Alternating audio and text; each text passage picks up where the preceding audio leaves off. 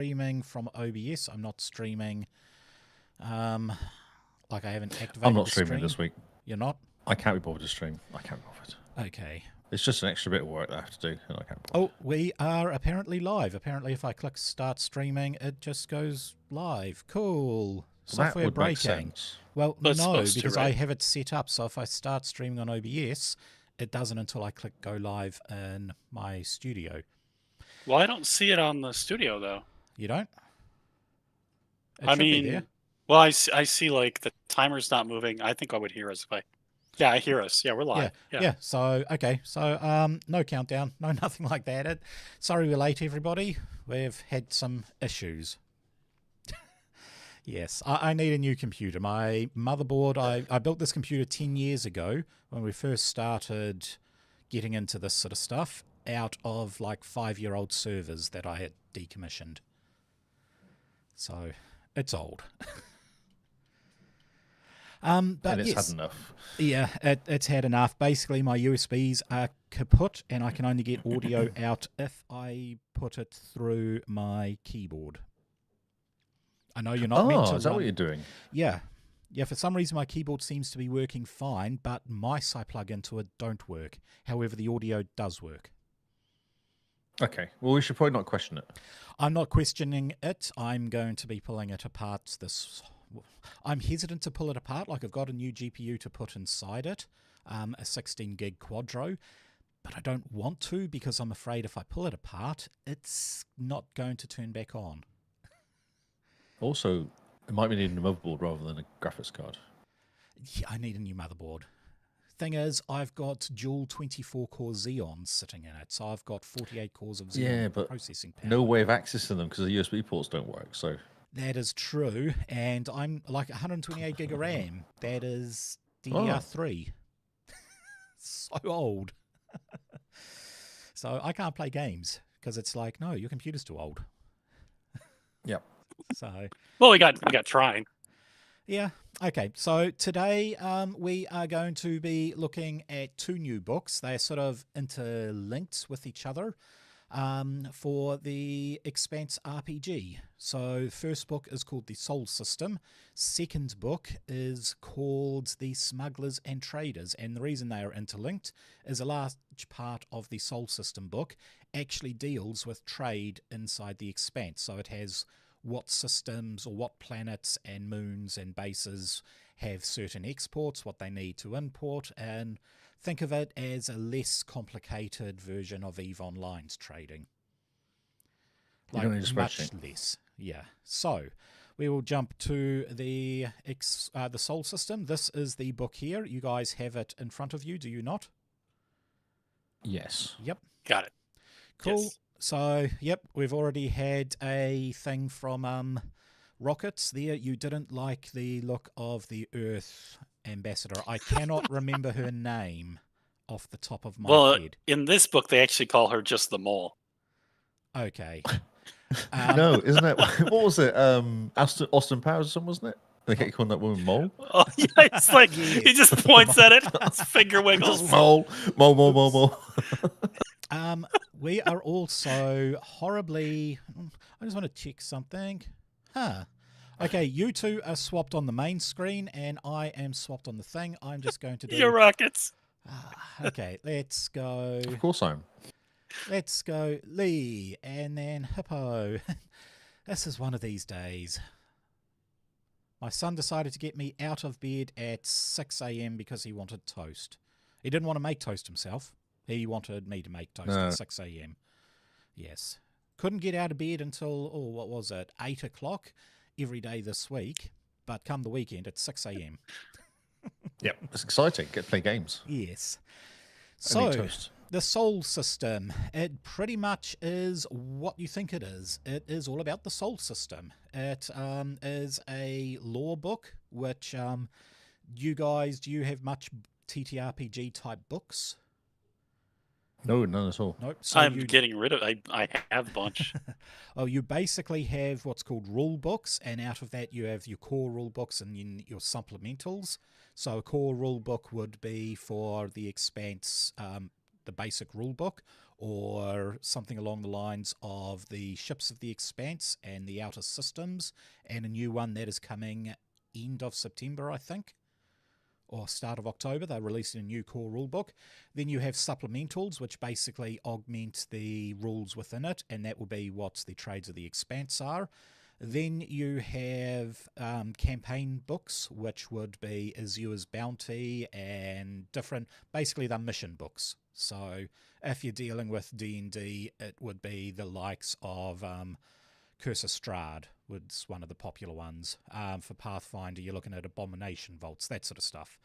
Then you have lore books, which are basically books that don't really have any rules in it, but just they lore dump everything. So this is a lore dump all about the soul system. And yeah, we're going to go over it quickly. It's got in there the introduction. So the Sol System offers an in-depth look at the home system of humanity. The Sol System, funnily enough. Earth, Mars and the Belt, and the outer planets. This book takes the information provided in the Expanse RPG book and expands it even further. So in the Expanse, there was a huge section about the lore, and it just gave you everything you needed to know about, Earth, Mars, the OPA, that sort of stuff. This just expands it big time. This book, it does say it's designed with both players and GMs in mind. I would say there's only really one section that the players truly need to know much about. Most of this is GM related, but for GMs, I love lore books. I've got a bookshelf full of them, so this would fit perfectly in that lot. And we go into the different sections. There are 5 sections in it: movers and shakers, stations, trade, planet-side series, and organizations of the Expanse. So movers and shakers are all about different organizations. They've got everything from different corpos that you can run with, because this is kind of a cyberpunk type series. In fact, the new core rulebook will be adding cyber augmentations as part of the inbuilt gameplay, which will be really cool. Everyone loves having cyber implants. And yeah, it has all the organizations. It has different government agencies that are there. Plus, it has like religions and cults from the thing. It will have a whole heap of really cool gangs and shady organizations and that sort of stuff. So, if you want to do an illegal piracy one, this book has all that cool stuff in it. Stations, it goes over the key stations. The big one is Tycho Station, which features a lot in the TV series and the book. It actually has a map on that, as well as series. It has basically a map of how it works, how gravity is generated with that, all that sort of cool stuff. Trade is the big one. This basically includes all sorts of trade routes you can do, what sort of systems you have, how to make money, all that sort of stuff, so you can become very rich as a trader. I'm watching my cat. He's above me in the rafters, giving me a suspicious look like you're going to be bounced on soon. I will get you. Yes. It's probably Cats my are fault. always planning how to kill you. Oh, they are. Cat is probably...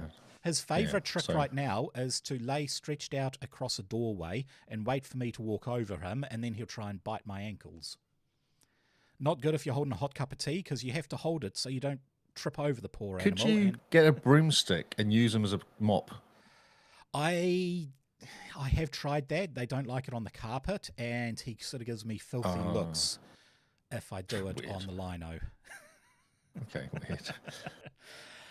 Planet-side series. This here is basically how to run planet-side stuff. So key thing about the Expanse is spaceships. All of my adventures I've run are based on spaceships. This teaches you how to build a campaign using all the Expanse rules and using the Expanse world, but do it planet-side. So you could be doing one in Boston after the asteroids fall and Boston's been hit with a tsunami. How to do that sort of stuff. There was a huge section, I think season 3 or 4 after the gate opened, where Mars had a huge exodus, and there was a whole season dedicated to Bobby on Mars just trying to make a life for herself and then working, as a rogue agent in some shady organization. It's how to do that sort of cool stuff. Last one is Organizations of the Expanse. Now, I know we've already done movers and shakers, but this is actually how to mathematically build an organization. So they're like characters, but they have different stats, and you can build your organization up while taking down rival organizations. So you wanted to do a cool trade one, you could build your own trade empire, and you could do sort of cool stuff like hire a pirate or privateer group to basically disrupt trade for your competitors, and that will lower their stats while building up your stats, giving you more access to resources, all that sort of cool stuff. It's like a computer game, because there's a few Kind computer of. games out there, isn't there? There are. Key ones I can think of would obviously be EVE Online, but another one would be the X series. X3, X4 are pretty popular at the moment. Yeah, pretty much it's like a computer game like that, but obviously tabletop, so the rules are a lot harder to come through. Yeah. So movers and shakers, we're not going to read absolutely everything, we'll just skim read it, but it's basically, it gives you a bunch of stuff on Earth, the United Nations Navy, how Earth goes with the belt, all that sort of stuff. It goes through Mars. It's pretty much what you'd think. It's a lore dump. You guys have that on your screen so you can see it? Mm-hmm. Yep. So, yeah, it gives you a few cool things. It's got Rockfall, so the Free Navy. Once the exodus from Mars began, they sold off a lot of their spaceships to the Free Navy, who was led by, is it Marcus? I think, I'm just reading it here, I can't see his name, but I'm pretty positive the guy's name is Marcus. And he decides to basically use holographic stealth tech to load a whole heap of asteroids and fire them at Earth. Earth can't see them because they're stealth, and that is rockfall. Basically, when the rocks fall and Earth gets pelted.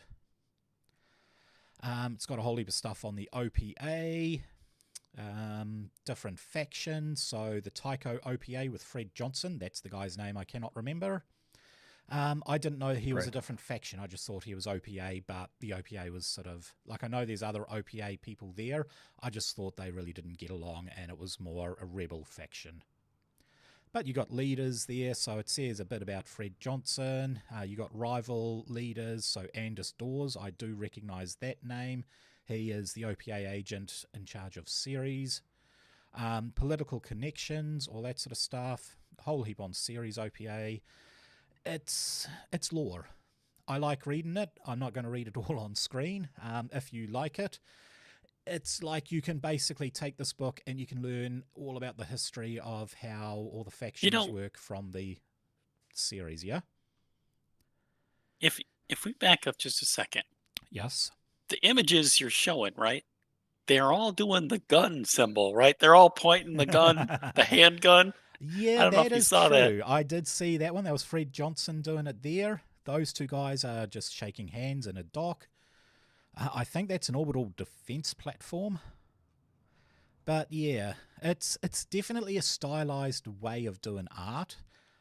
Some ways I don't like it. Other ways, it's their own unique style. It's different to the art they do in Fantasy Age and Modern Age and Cthulhu Awakens. But yeah, you're right. Definitely a lot of pointing.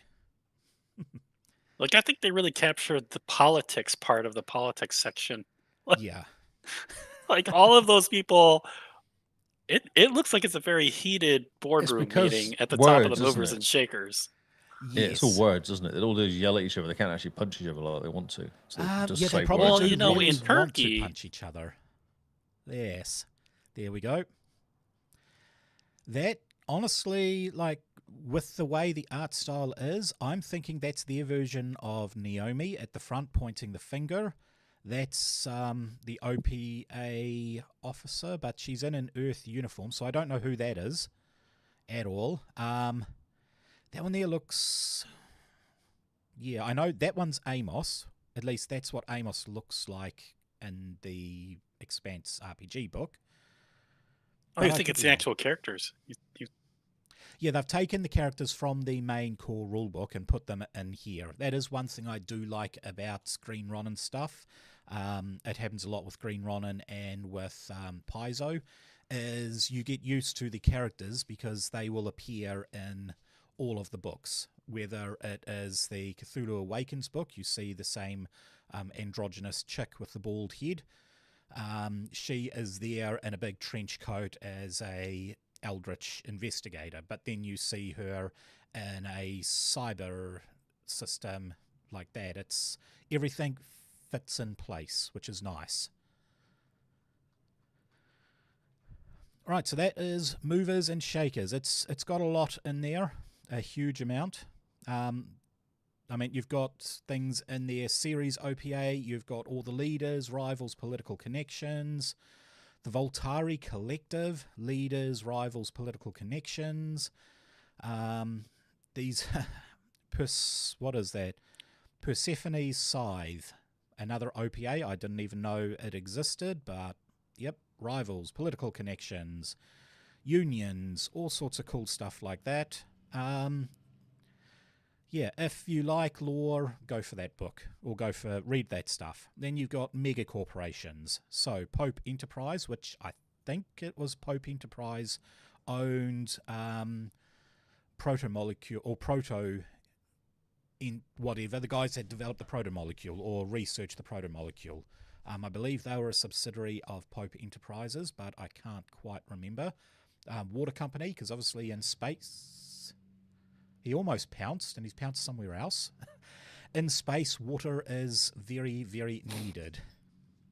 So you've got a stuff on there. It's cool. It actually has rivals there. It also gives you story hooks. So if you want to integrate this company in, you've got that. And it's the same with all companies. Competitors, rivals, story hooks, all that sort of stuff.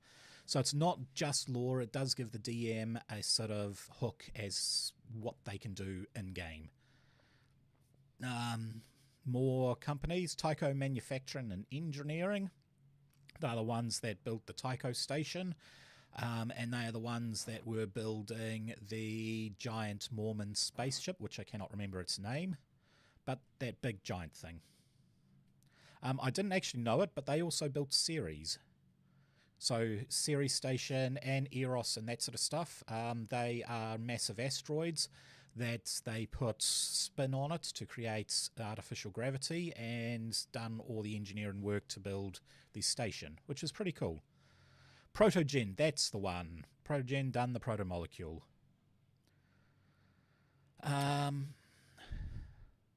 Like Mayo, Kowalski, Mercantile, whatever. That reminds me of an Alien thing. That looks like the Alien company from Aliens, as in, the Wayland International. It kind of has the same logo and stuff from Wayland Internationals, which is cool.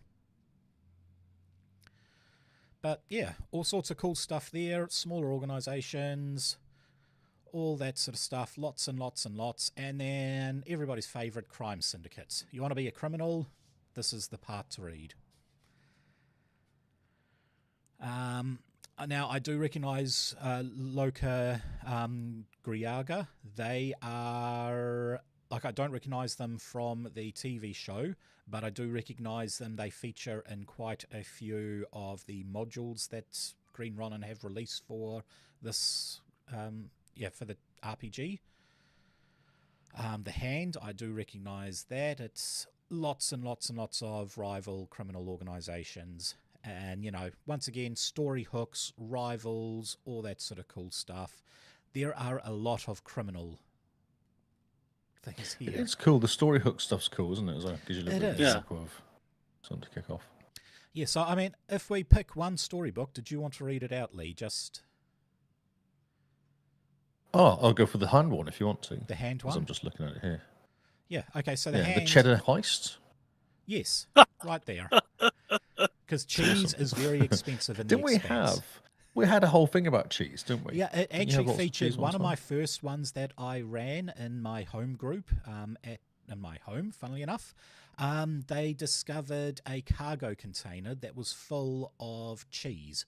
So that funded their entire expedition, is selling cheese on the black market from this cargo container. And whenever I think they may have attached it to a asteroid and just put a marker on it so they could find it, but no one else could.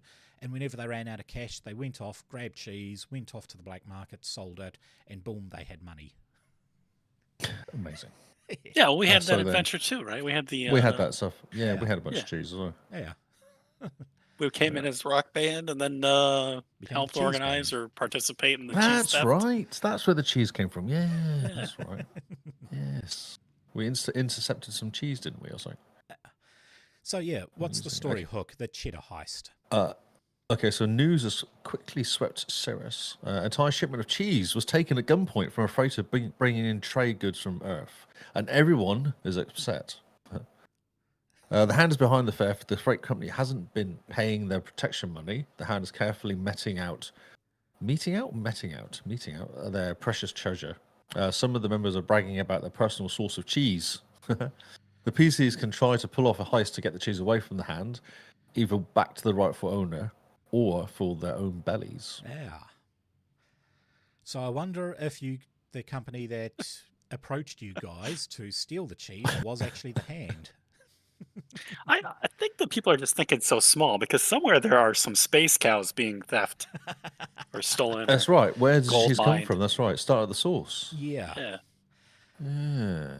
the pickaxe. And it also gives you the rivals as well. So you can say, oh, we're going to be hired by, I don't know, Aaron Flyers to go and do this mission as well. Yeah. So it gives you like they compete with. It does. And Aaron Flies, we can scroll up, and here they are here. Aaron Flies have the story hook of the missing stash. Oh, which could be cheese. It could be. So, Yeah, again, see, OPA ship import and Ceres went missing. Happens to be the same. News has quickly swept Ceres. The entire shipment of cheese was taken to gunpoint. So yeah, it'll be linked. Amazing. yes. And weapons and tactical gear as well. Yeah, they're more worried about the cheese than the guns, though. Sounds Guns like you it. can manufacture. The reason cheese is so expensive is because the polar ice caps melted. So there's little land on Earth, and with 10 billion people stuck on Earth, So- food is a premium, and they don't have the land to have cattle ranches, which means no beef, no cheese, no milk. But do people eat the cheese or just sell the cheese? It's Hey, been this is a really expensive product. Are you going to put some on your pizza? Like, how does this work? you've basically it just gets passed around until some rich person buys it, and boom, away you go. Let's eat them. Yeah. Okay. So yeah, it is really cool. I do like how you've got the story hooks. I like all the rivals, the politicians. So the Vermilion Cross has politics. The Vermilion Cross has many clients with substantial wealth, many of whom are in politics. More than a few political favours have been used as payments after said clients ended up owing the Vermilion Cross due to accrued debts. So maybe not a smuggling organisation, but a political blackmailing organisation. Oh, there's a really good one here called Raiders of the Lost Archaeology. Which one is that in? And it's one. It's I've got it. Tamara Rivals for... Sulidan. Yes.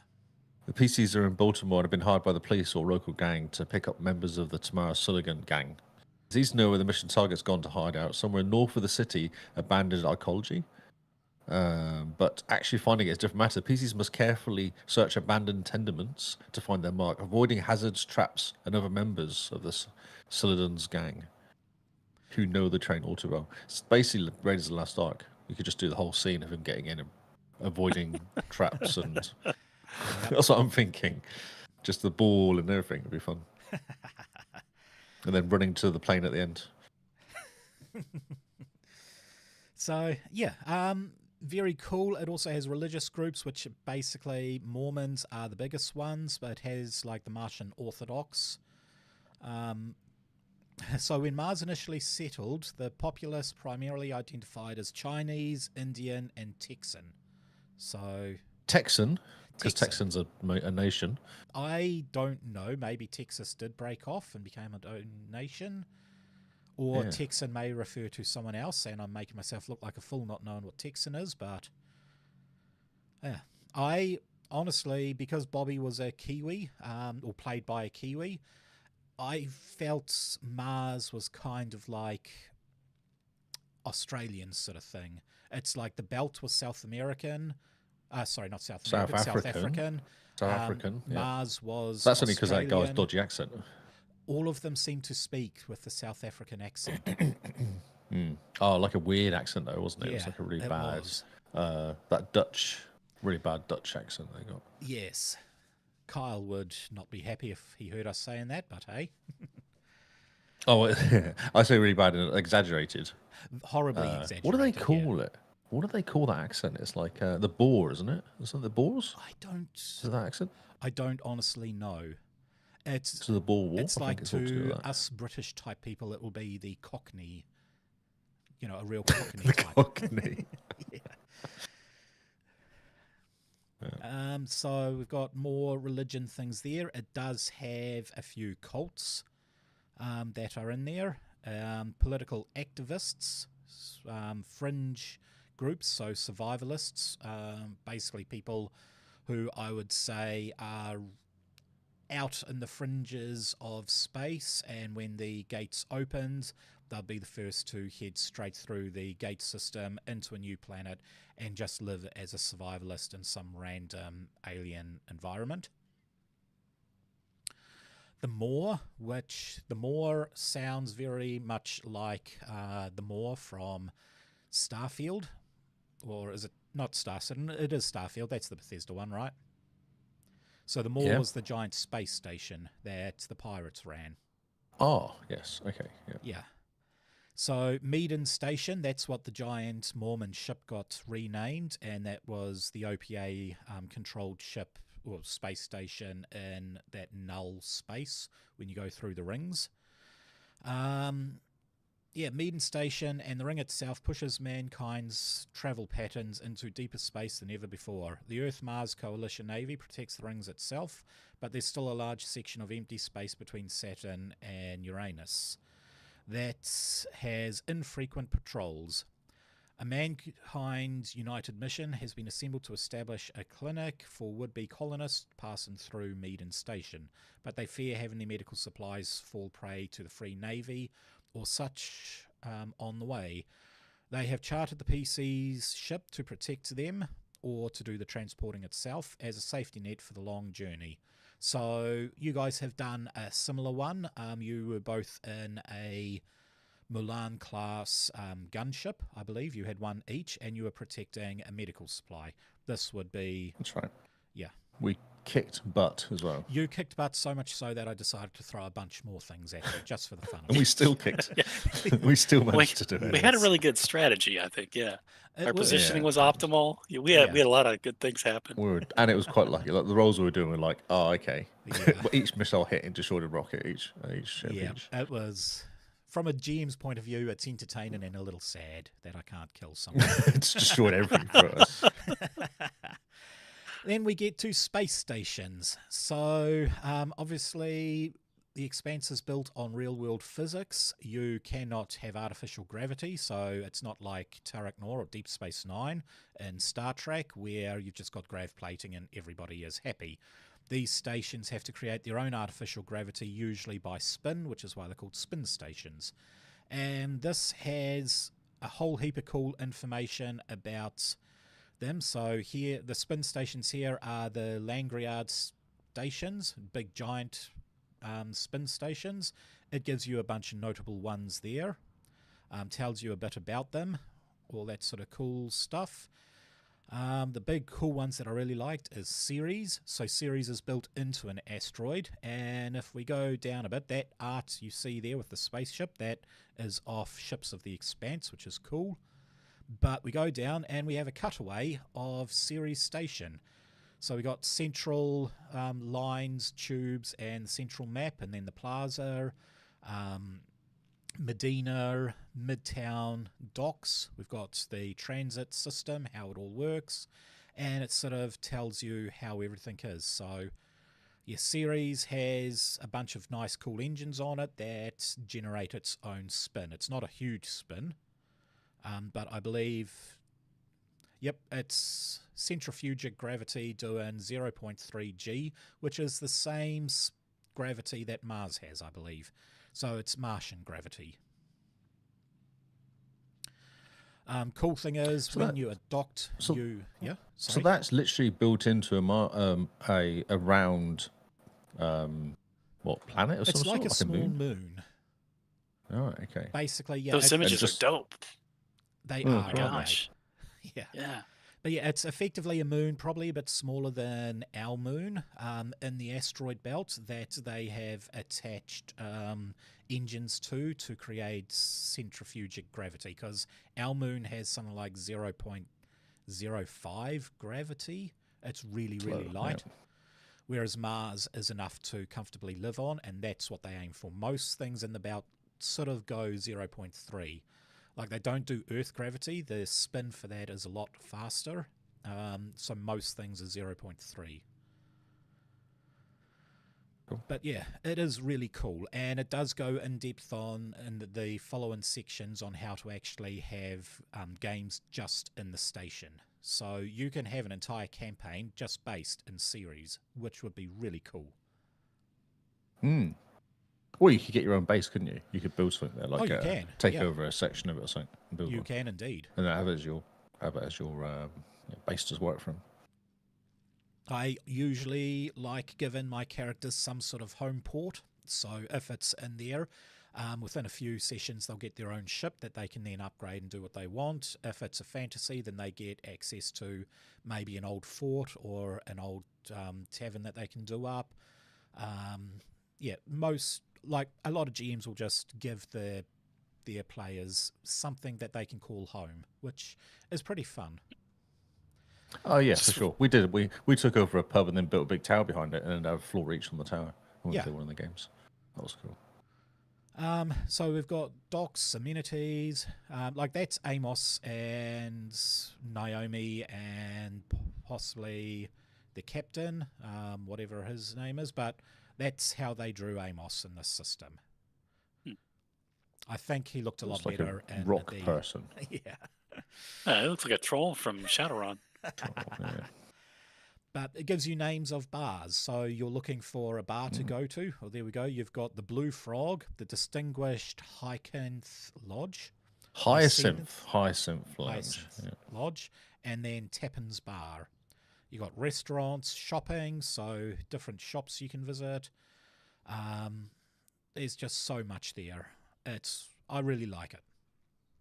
And it's cool to actually have a visual map of how the space station works. Like you saw them in the TV show, they had all those, for lack of a better word, Jeffrey's tubes that everyone would go down and that sort of stuff. But to actually see it as a proper map system is pretty cool. Now we got Tycho Station, which is the largest non-asteroid-based station designed to build ships.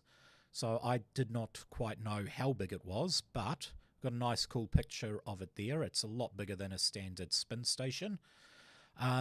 It's got all the stuff about the people, station features, all that sort of thing. If we keep going down, we have a proper cross-section map of Tycho Station and how it works, which is really cool. It's got proper manufacturing spheres. It's got construction waldos, so big cranes you can attach things on. It's basically, I was always wondering why the Rocinante would be able to dock there, and Fred Johnson is like, yeah, we'll just add this to it. We'll add a railgun. We'll add all these stuff. Well, it's because it's a full manufacturing space station designed to build ships for the belt. And it is freaking huge. I mean, half a kilometre wide. yeah. Says it. Massive space station. Also, Yeah, if you have a houses look, of thousands of construction repair projects. yeah, thousands of people living on there. It's also got fusion drive, so it can fly slowly, but if you have a look, the habitation ring, it's basically a system that can spin like that. So when it's in spin mode, it's that way gravity pulls out for spin, but when it is accelerating with its fusion drives, the habitation ring goes that way, and it can create artificial gravity via that. Which, didn't know that. That is a massive feat of engineering. So yeah, once again, love the maps. And more, like a whole heap on the construction sphere, entertainment, A couple of things on brothels, gambling, parks, bars. More restaurants this time. Lots of shopping to do. So much about Taiko Station. And then you've got smaller stations there. So the Lodge, once again, I wonder if the people who done Starfield read a lot of the Expanse books and took some stuff from that. The Moor, the Lodge. Lots of things there. It doesn't have a few of the other stations I would have liked to have seen, but it has a decent amount of space stations there, and yeah, I like it. It's good for lore. It fills out the universe. You can see a lot of cool stuff there. It's quite fun. Next part is Trades of the Expanse, which that is a cool picture of one of the cities that have just been flooded with the rising of the or the melting of the ice caps. Do like that sort of art. But yeah, first, before we get into the trades, what do you guys think of stations? I don't It's know. cool, like you said. Yeah? Go for it. Sorry, go for it. Oh, I don't know. I just I think that you have exposed an image of the different space cargo containers, and I've always been kind of interested in cargo containers, shipping, the automated docks, all of those kinds of things, and I think like the way that the docks and the rings was kind of interesting. I'm actually kind of still puzzling a little bit about the Tycho stations counter rotating, the engineering that they thought of, the two counter rotating equatorial habitation rings, Yeah. except that they don't move when the station's moving, like you were saying. I don't know. does Some of the seem engineering is kind of fascinating. like, yeah, I'm that trying would to be. imagine this big station and the rings are turning, each way, and the station's spinning, the things are turning. I I don't know. It's always thought that with Meadine Station, when it was meant to be a Mormon spaceship, they were going to accelerate at 1G, which obviously meant everything gets pushed downwards to the engines until they hit a huge velocity. Like, I think I'd done the math, and accelerating at 1G, it only takes 170 odd days to hit almost the speed of light. And because of the mass of it, it's impossible for something to hit the speed of light with that. You could only probably hit maybe 60%. So you could probably only accelerate for 100 days at 1G and then cut the cut the engines, and suddenly it spins, becoming a centrifugic spin station. And it's like, how would they do it? Does everybody have to lie on the walls and wait for 100 days? Is it getting pushed? And then, well, I imagine they don't have people on there when they're. well, you'd have to have a downside where basically they cut the engine so you've got no gravity and you pull everything off that way and then reattach everything there, or do some sort of system that it will allow you to didn't change. have a. What's the circles? If you look at 9 on the image, what's the circles mean? What Does that mean it circles? rotates? Yes. So If you look everything at- rotates. That to me seems massively like, it's cool and thing, but I just don't see how. Yeah, I suppose if you have a look at the habitational ring, the pictures, they have massive things there that, like, you could probably have a flat section that will spin itself, so it doesn't spin everything around. But it's also like, how do doors line up? How do you go from one part to another part? Like, The whole thing's moving, though, isn't it? The whole thing's moving, I guess. You just can't leave the area when it's going. maybe. It does open up to. Or you weird just take a risk questions. and might get chopped in half. True. But yeah, I don't know. There is, but if you look I'm at sure it, that okay, there's so got to be some kind of like the picture only draws, so it can only do so much. It does. But the way that There I'm is- thinking is, if you imagine all of the habitats are rotating, right? So you have a ring that is turning. You must have a ring somewhere in between the outer and the inner that is flexible, that can like turn, and that can then align with the outer ring and then stop. So I imagine you have to the the middle ring has to turn with it. You get inside of one of the pockets or airlifts or one of the transportation devices, right, as it's spinning. And there's some spot that's appropriate for you to get into it. So maybe if you're going to go to the fast high speed transit, you get in. If it's spinning this way, you'd have to get in on that wall, appropriate wall. You get into that. The ring lines up with where it's supposed to and slowly stops spinning, hopefully. Or maybe there's multiple rings, and each stage you slowly get out until you're all the way out or something. Well, I don't know. I'm There's a lot of ways they expecting could do it, but each habitation, like each section, would be its own habitation, so each one could probably spin independently. yeah. And maybe the big ones there are more docks. Because where do they say the docks are? Yeah, they don't really have. That's what I was looking at. Because if you look at it, there's actually 4 or 3 ports, isn't there? Or 2 ports on the outside and one on the inside for each of the habitat rings. Yeah. Are they plane ports or spaceship ports? Or are they just ports because it might spin around and then that port matches up at the time? I don't honestly know. I don't know.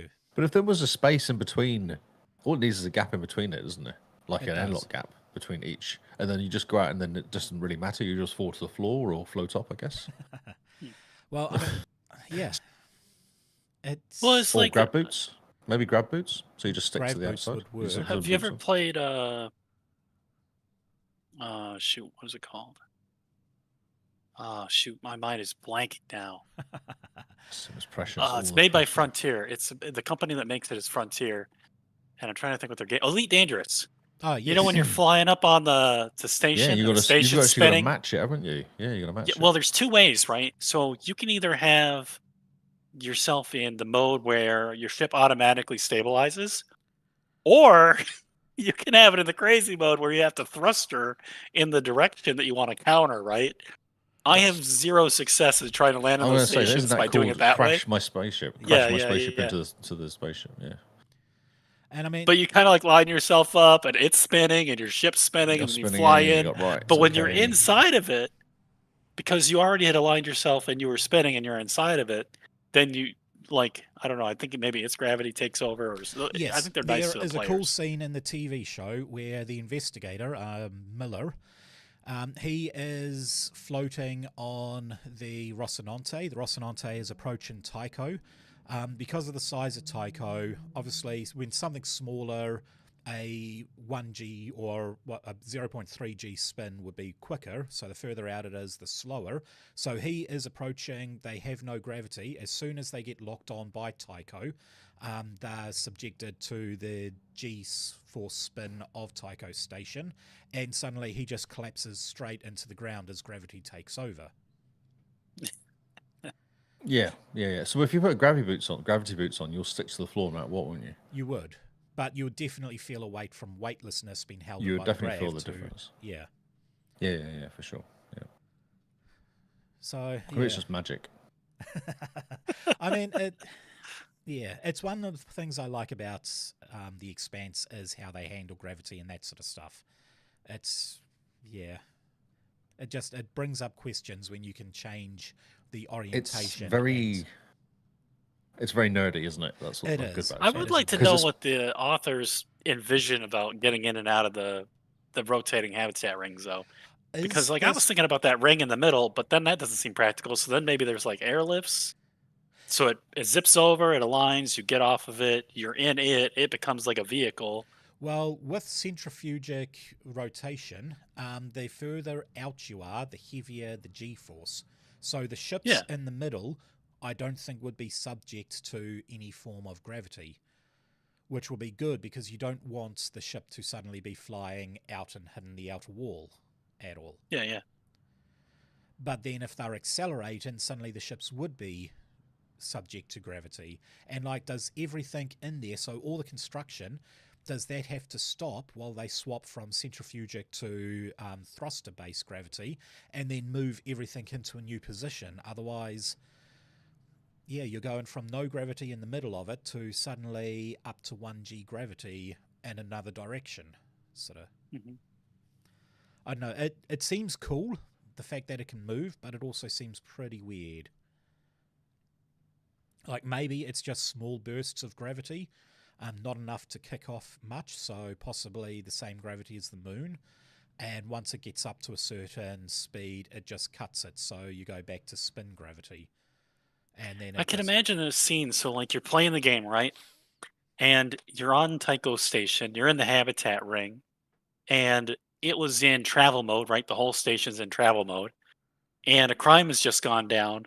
But then the alarms go off because the habitat ring is going to transition, and so like you know what I mean? Like the kind of chaos and some of those subtle transitions that you have to do because the station does what it's doing, but then your players have, I think that could be really detailed in That different could be. areas and You'd have to do lots of rolls on like free falling and dexterity stuff, and maybe a Charity. few Yeah. constitution rolls to be able to handle the sudden change in G-force direction. And The pressures and stuff. What is it? oh, The air pressure I don't even changes. mean like there's all of the interactions with gravity that you can do, but there's also like the if you're sitting chaos. in the habitat ring, the they have to warn everybody that's going to happen, right? They Yeah. have to. So there's just anyway. I don't know. I think like yeah, I mean, how do I you think do there's a the chase mechanics with of the that? gravity, but then there's also like the interaction that the station has its operations that then interact with the players, where the alarms go off and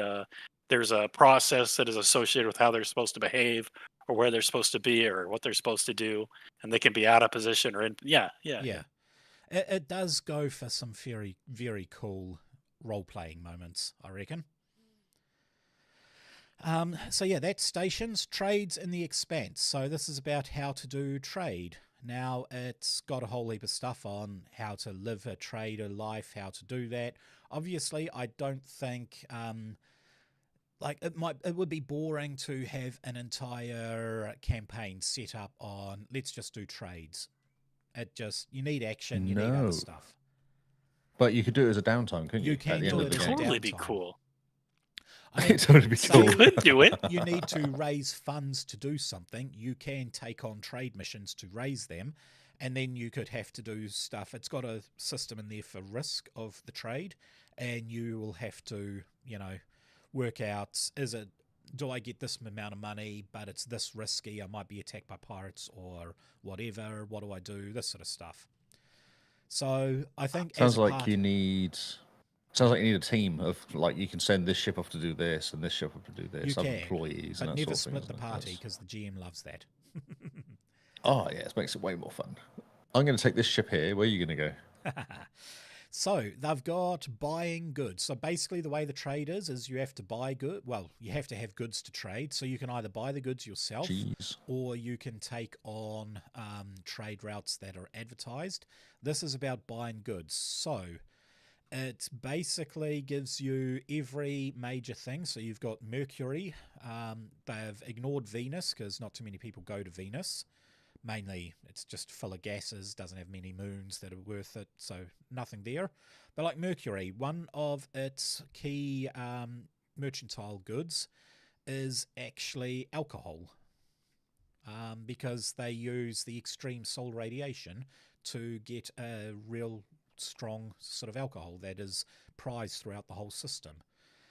You've got Earth, you've got Luna, you've got Mars, Ceres, Jovian system, which is Jupiter, Saturnavian system, which is Saturn, Tycho station, Uranium and Neptunian system, Medan station, which is in the middle, which basically does all the trade from all the outside stuff.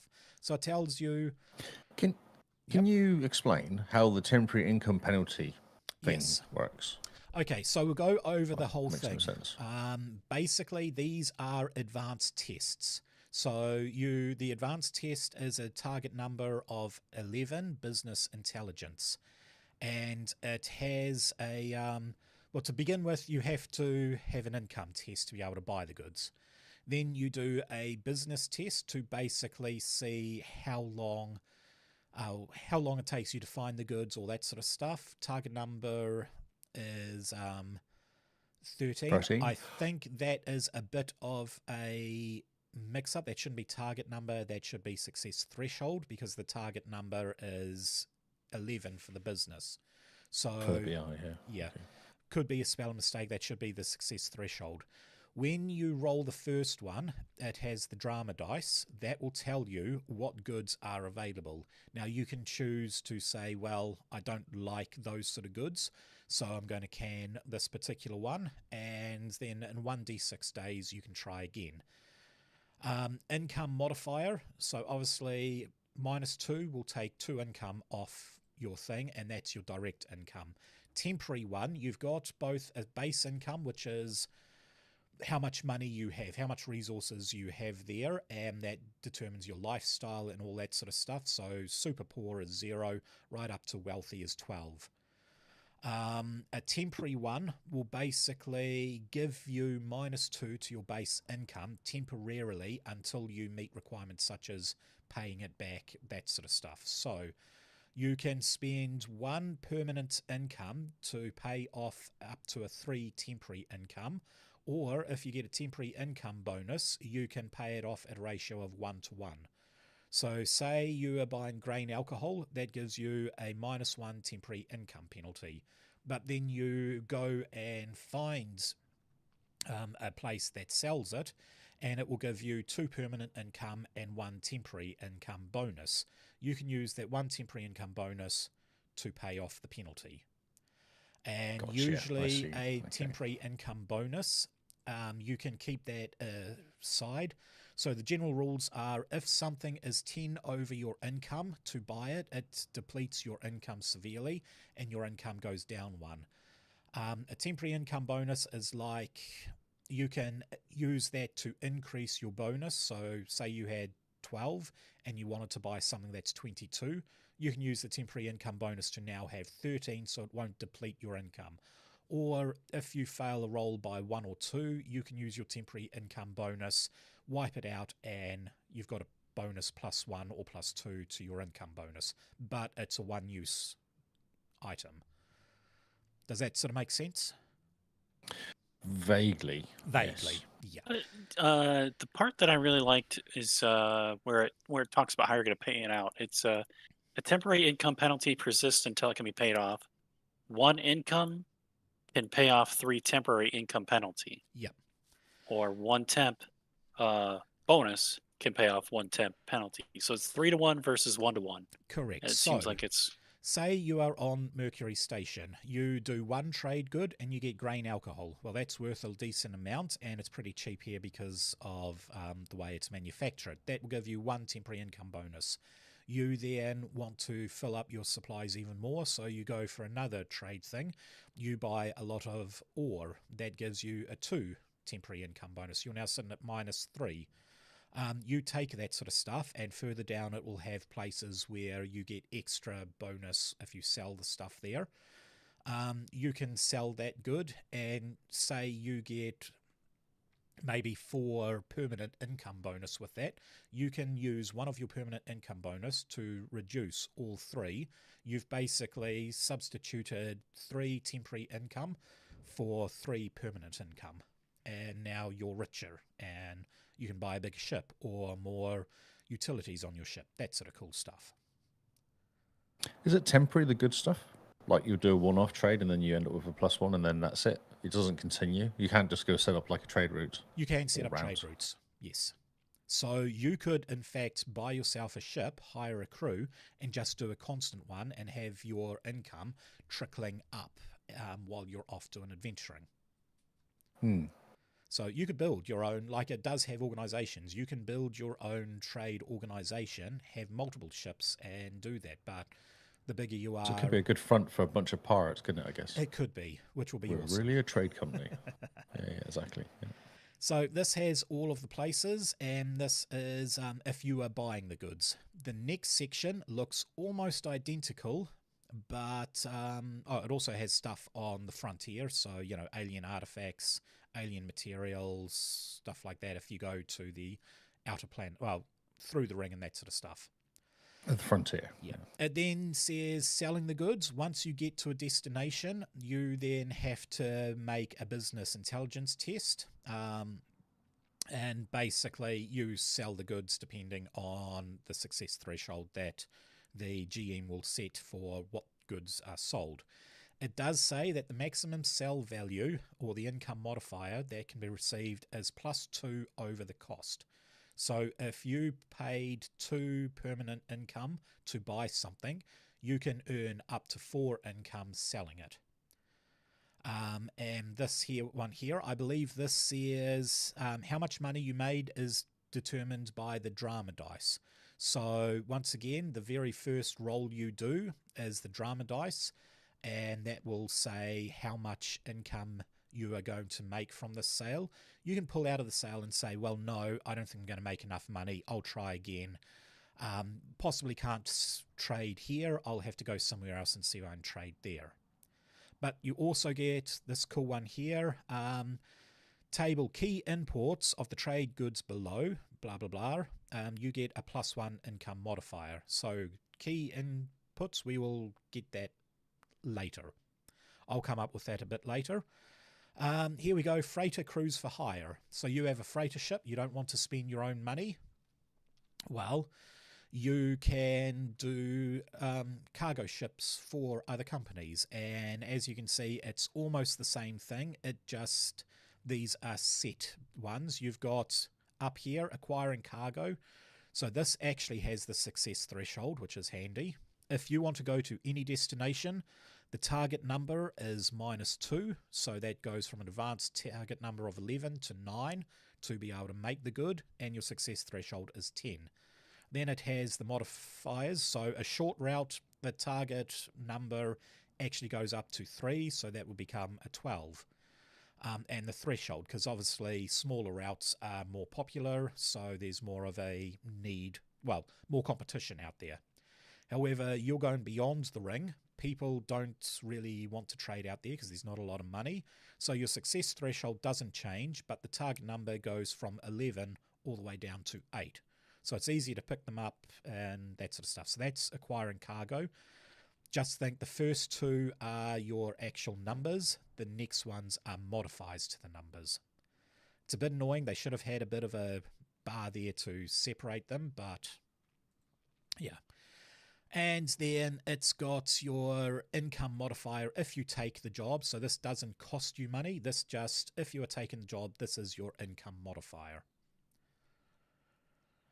And it's pretty cool there. If you find a job from Lunar, so say you wanted to get a job from Lunar, you roll the first one of 8. You're looking for a job that will take you from Lunar out quite far. So say that will take you out to, one of Neptune, one of the moons on Neptune. That will be a far one. So you are having to roll a TN10 business intelligence test to find that particular job, and the success threshold for that will only be 5, so it's going to be pretty easy to find that. You roll and you get from Lunar, the first one on the drama dice is 1. That's going to give you a +3 income if you succeed in taking the goods there. You don't, then you'll charge for the goods. Which, when you charge for the goods, you just look back up at this one here, and we can see on Lunar, Mars, Lunar, luxury goods are -3 income. So you don't succeed it, then you're going to be losing -3 income. We then go along, and this basically, it's the same tables, but this just gives you the income you'll get if you make it. These ones are a bit safer because you're not risking, you don't have to buy the goods yourself, so you're not risking losing out a huge amount of money. But they can only give you a +3, which if you land the right deal, you can get a +4. Now they have trade goods expanded. So this is the cool part. Mercury. It gives you a bit of information on the Mercury space station. This here is here. Notably, the station has made its name for itself, producing a specialty variety of grain alcohol, using only the power of the sun as its heat source. This booze, which is in the gin family, fetches a great price outside of the station.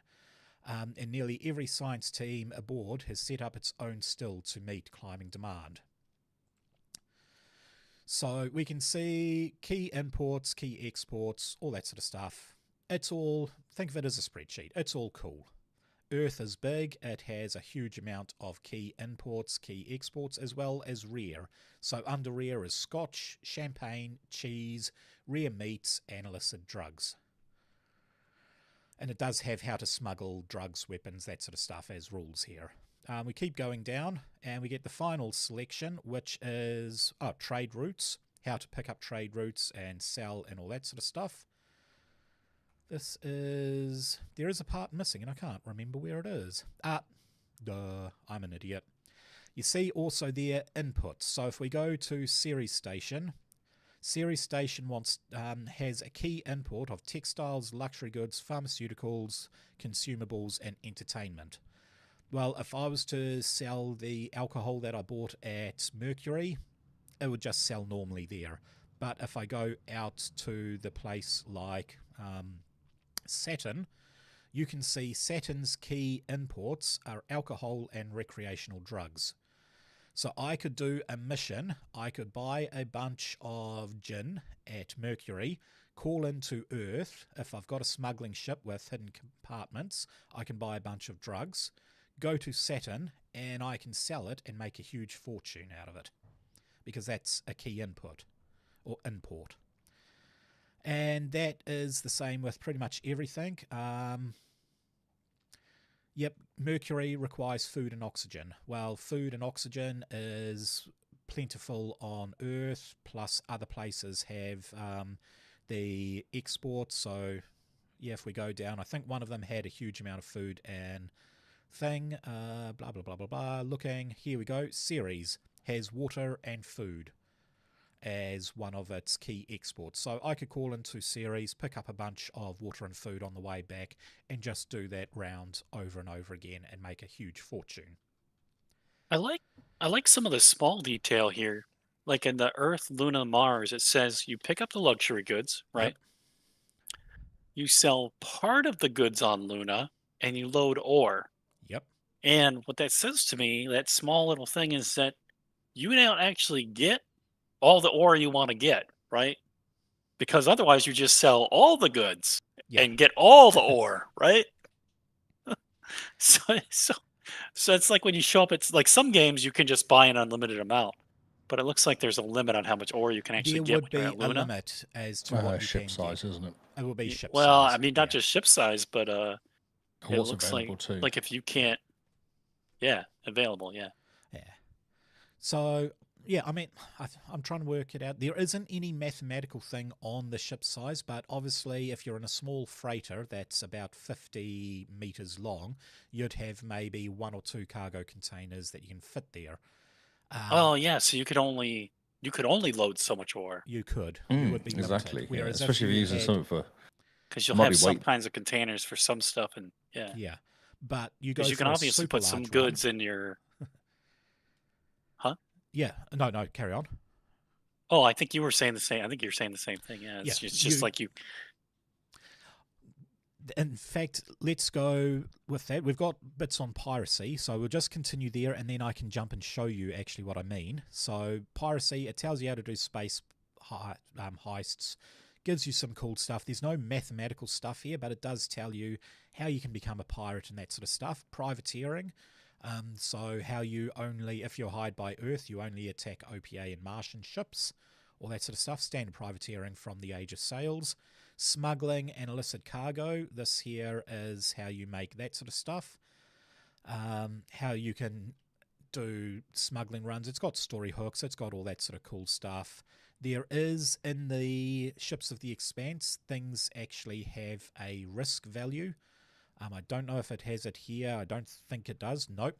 So risk value is like if you're traveling with smuggled goods, your risk value goes up by 4, which means you add 4 to any target number you have to roll to not get caught. So you're trying to get the Martians import people to not look at your ship. Well, instead of a bribery test of, say, 12, it will be a bribery test of 16 to do it. So wherever you see risk, that's where it has. Now, if we go over, we'll do a quick jump from this particular book to the Trades of the Expanse book. Now that one, I still reckon it looks like almost like a Ronin Dex, as if Ronin was not a fighter but a smuggler. But what did you guys think he looked like? Bob Marley and what's that? But that's the game. I already Whalers. forgot the name. I Bob Marley don't know. Whalers. Yeah, I don't know who the guy's name is, but I know who you're talking about. Yeah, I thought he looked like Booker or Booker T from from WWE. No, Oh. no, Yes! close. Maybe it is. Wrestler, He's just smuggler. He's doing a Same Han thing. Solo look. So, trades of the Expanse is how to be a trader and a smuggler. So this is standard stuff that most of the trades have. It gives you a bit of an introduction, source and cargo. So this is where I say these books are linked. It actually says in here, using the sell and goods rule in the Sol system, traders and smugglers offload their cargo. You need to have the Sol system to use this book, which I think...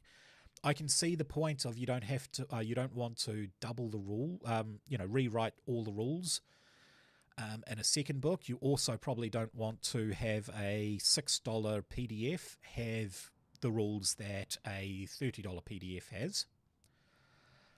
But it is a bit annoying that in order to use this book, you have to have the Sol System book. It does have the standard trade routes that you mentioned before there. It has all of those sitting right there. I suppose, though, you could just do your own version of it until you get the book, though. You could indeed. You could just make say, it up. let's just make this up and, Yeah. just make it up and go. Yeah, I don't know. Yeah. It seemed like they should have some more of the... Well, the what ships of the rules Expanse, they don't? Which rules don't they have that in this book? That's They what I don't don't get. I have- But look at it. If you go what's down to the- page 4, they've got Yep. a lot of the roles and stuff in it. They do, yeah. So you could do enough. There's enough information there to kind of to do Well, a game this or do is a play. doing special jobs. So we'll go, basically, this is find and work. It says the standard rules are found in the Sol system. You can use the merchant buying rules in the Sol system, what we just went over, except instead of an income test, so you don't have to roll an income test at 12 to see if you can afford it. You have to do, say, if you want a government job, it's a 10, 13 etiquette test. Good test, yeah. And here Talk you nicely. can see the risk. So if you wanted to get clandestine ops, that's fairly risky. That'll add a +4 to it. However, government equipment, personnel and supplies doesn't have much of a risk. But if we go in with corporations, secret ops for that gives you a decent income. Huge risk attached to that. The biggest one, It's also- builder artifacts. That's a +8 risk. Communication business as well. It's a different test. So These are all different tests, yes. in like the core rules before the Sol book, they didn't have a buying and selling rule set of rule. There weren't rules for buying and selling There stuff. were rules for buying and selling, but basically it was stripped down. You buy something using a success threshold and a test, and then you get some goods, and then you go off and sell it. It didn't have any goods to buy, it just had stuff. It had some illicit stuff, so if you managed to purchase cheese, then you would get a bonus on the money you would make in, and it had a small table as how much money to make. That is found in the book, The Ships of the Expanse. So if I load it up, I go to Ships of the Expanse. You guys should have access to that. Loaded. It takes forever to load. There we go. We go Shipboard Life. Or is it Ships in Action? Ships in Action, stunts. No, it must be Shipboard Life. Complications, ship responsibility, supplies. There it is. No, maybe that's not it. Ships as a setting. I can't remember where it is found. It is definitely somewhere in there. It gives you the supplies a ship needs. Is it the shipyard? I was reading it just before. I just can't remember where it is now. Not ships maneuvers, not tactics. Ship operations and cargo. So the acquiring cargo, it is the same thing there. So you have the destination, any destination or a set destination, and then short, long, and whatever. And then the very first roll would give you your cargo available, which would give you a certain income bonus once you sold it, and it just gave you a direct cost. So you would have to roll a target number of 28 to buy exotic rare elements. If you pass that, then you would get a +2 income modifier. And then it gave you some thing on smuggling, and it just gives you, the stuff here. If the drama dice was 1, you could buy cheese, and that would give you an 8 risk. I love how cheese / dangerous chemicals. Amazing. So that's how they handled it in the base rules. Well, in the base rules, they didn't handle it at all. This is the Ships of the Expanse book, which is cool. Gotcha. It does give you some pretty cool ships. If I was to go to the spaceship specifications and civilian, you can get massive supply ships, and it will tell you, this is a huge supply ship. It is how big is it? This one is 272 meters long, and you can see all the cargo bays that are attached to it. Basically, you're not just twisted in the wind. Like, if you didn't have the soul book, you could kind of piecemeal something together between... You could. Oh, no, that's not the core book. That's still the ship's book, This though. is the ship's book. Oh, The yeah. core book itself does actually have ships. If we go to that, it's just got very simple basic ships. Wait for that to load. Probably should have preloaded them. If we go to spaceships and then spaceships, we can acquiring a ship. Does it tell us? Here we go. So you've got, a shuttle, a ship's boat, drop ship. It doesn't give you the real cool floor layout and that sort of stuff, but here we have a small freighter, is 50 meters long, and it has a smuggler, might have hidden compartments, while a pirate might have remote fragile floor with hull plating and weapons added on. And then you've got a medium-sized freighter of 100 meters, destroyer, another... Wait, was that... Yeah, so that's just a normal freighter of 100 meters, then a medium-sized freighter of 250 meters, and then a massive large freighter of 500 meters. Their ships are cool looking. They are very cool, yeah. Look at that one! That is yeah. a battleship. What is the freighter one? Yes. So that The looks freighter's like a my favorite. Dodger. Yeah. I'm gonna... This is... it's probably terrible, but if you're familiar with Star Citizen... Yep. I bought the freighter. There's one big freighter ship in it when I got into it, and it was called the Caterpillar, and it was like shamefully $300. But a lot of ships are really expensive in that game, but I was like, I want that one. And when you're in it, like, you can operate all the doors and the bays and everything, but you can't load the cargo. You have to like manually carry cargo in. It's quite a pain, but some of these ships look like they're even cooler than that thing, right? They do. Oh man. Yeah, so like this freighter here, you can see the actual shipping containers it has. So it has 6 on each side, giving you a total of 12 massive shipping containers. That's... So, like, what I really like about that one particularly, that it's sphered. So in gravity, you'd want it round if you were doing a fuel or anything like that, because when you're in gravity, if you have it like box shaped, like if you get behind an oil tanker, they're always round whenever they're carrying any kind of liquid. They're also segmented, so it's not all of the water. Yep, and this will be the same. Yeah. So. He's even got them too. He's got the spheres in the middle, and then he's got his cargo containers. Yeah, it's just... Oh man, a spaceport would be so dope. So back to that, this is the risk where it says there. That risk, you can actually see it if we go to Ships of the Expanse. We go back to the ship operations, piracy, and you can see the risk there. That's how the risk is. It's weird. It doesn't actually tell you what the risk is in this book. It wasn't until I got the smuggler one that it actually said what the risk is. So a few little loops there. It gives you a little bit on piracy and stuff, but yeah. We'll go back to this one here. This is transport jobs, all that sort of stuff. It gives you example cargo, all that sort of thing, but you need the Sol system book to actually get it. It does have cargo destination if you are getting like extra stuff for that to add in, just more numbers really. You're going off to another system, you have to pass Meaden Station, and there's not a lot of police patrols beyond that, which will increase the risk. So yeah, then getting paid, once again, it's all the stuff that has the rules in the Sol system. We do have danger, so inspections, cargoes, deliveries, predators, competition, all that usual cool stuff. We have more people pointing. This guy's pointing up, he's not pointing. And a guy with an actual gun? Yes. Getting caught, so smuggling, this is the penalties that you may have. So you can try and bribe yourself out. You can do minor charges. It does have some pretty cool stuff there. You've got the complications for smuggling.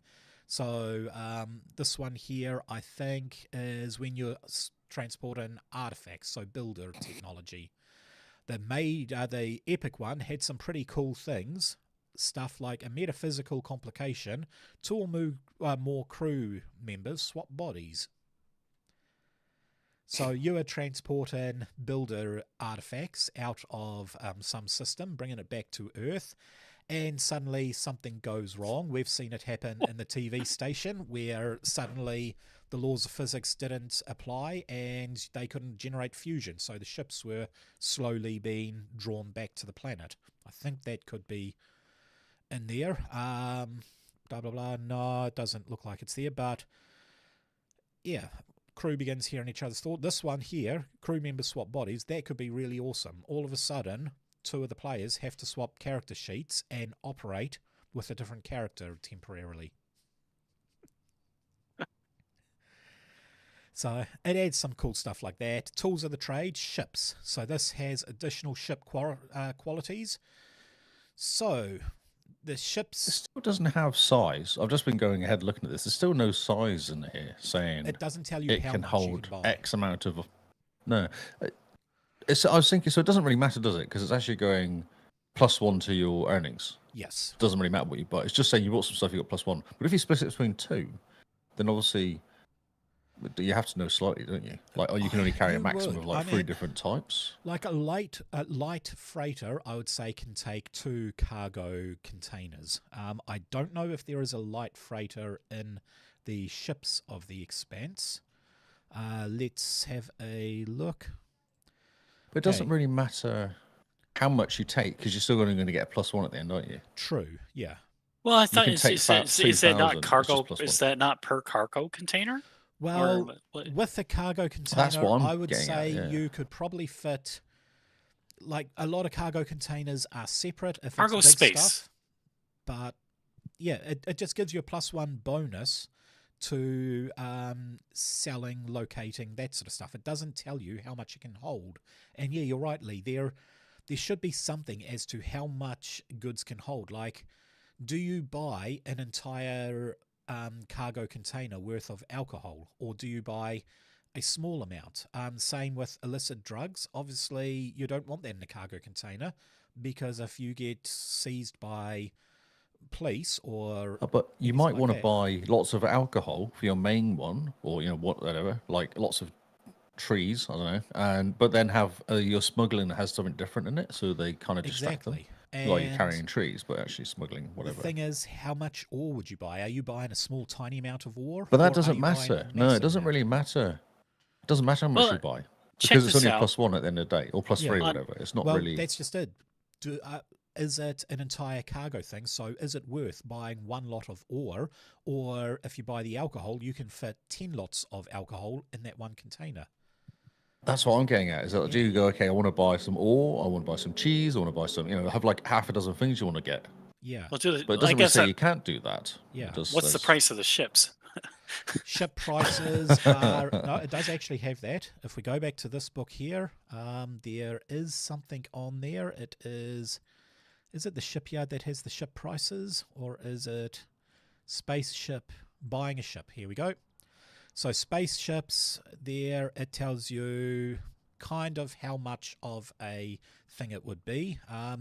Down payment, you have to make a resource test of 22 if you want a repair skiff, and then each month you have to do a test of 18, and that will combo off the core rules, which if we jump to that one, I know it's all jumping off stuff and things like that.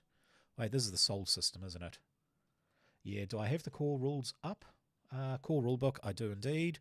So we go into there and we go gameplay, is it? Nope.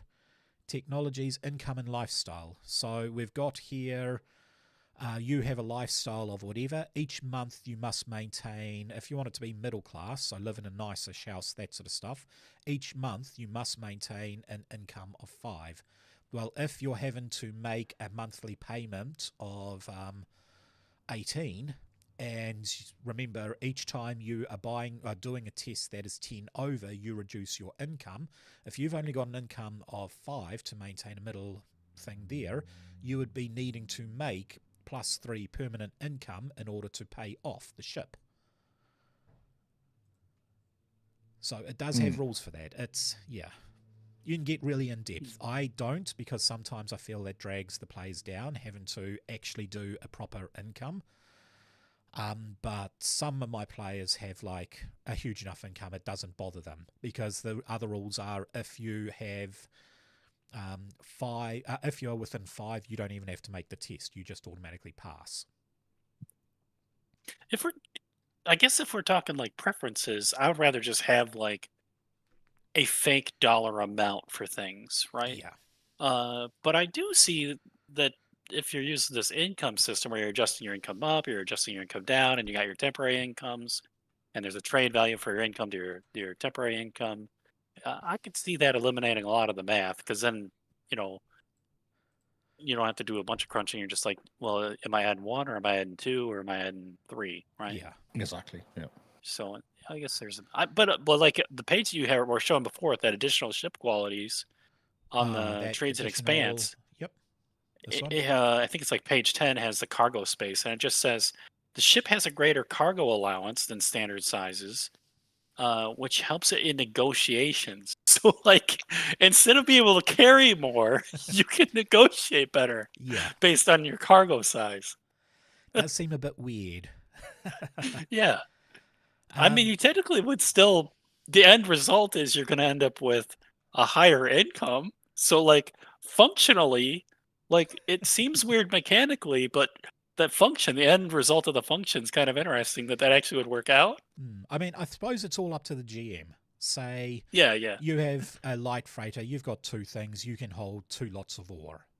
And that's about it, because ore is heavy. Same with water. I mean, you look at the size of a water thing. So it says the water hauler is so freaking huge you can't afford it. And if we scroll right up to the top, is it at the top or is it at the bottom? Oh yeah, there's the picture I was telling you about. It is right at the bottom. So I go right down to the bottom. Now these ones are multiple pages. Here we go. So you can see that's a Doninger class there. The whole size of it. The Rocinante is that little ship there. That's why you can fit 2 Rocinantes in a Doninger. And that is a water hauler. And there's multiple of those out in the system, taking ice from Saturn's rings, because most of that is ice and stuff, and then hauling it back to the belt so the belt can have water. And you can just see the size of it. It's freaking huge.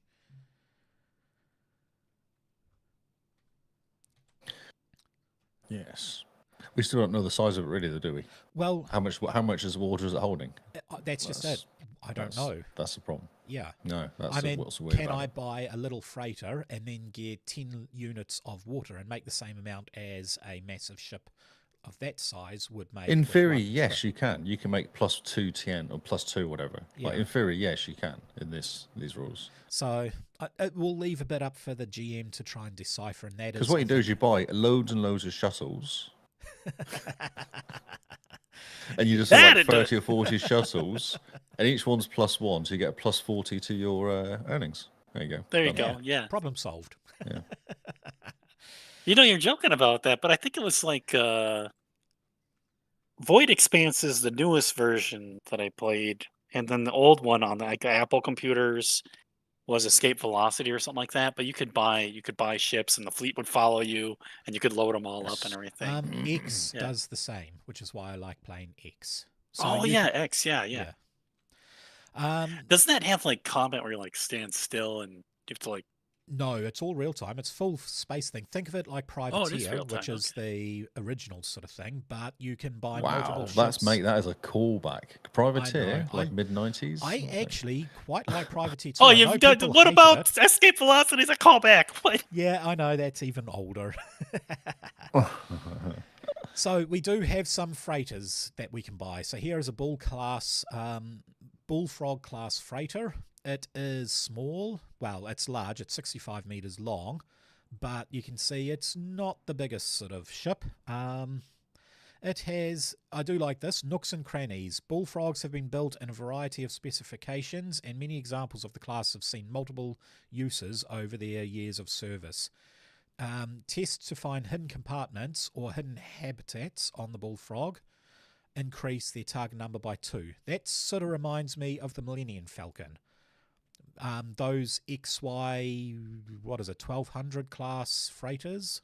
Can't remember the exact one, but they've just been modified so much that it's just hard to find where all the hidden stuff is. There's no blueprint as such for them because they're all just slightly different. Every pilot has a different version.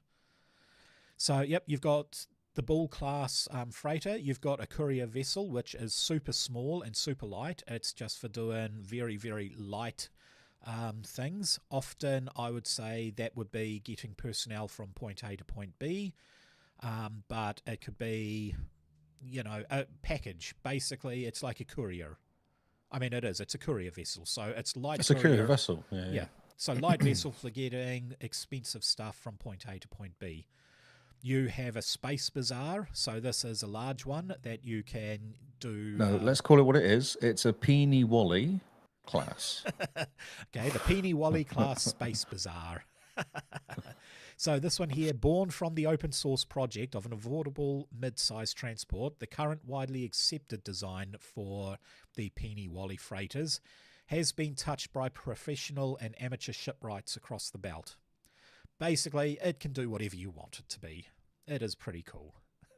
And then you have roving the marketplace, moseying. They go moseying from port to port and roving the marketplace. Those very interesting words. Yes.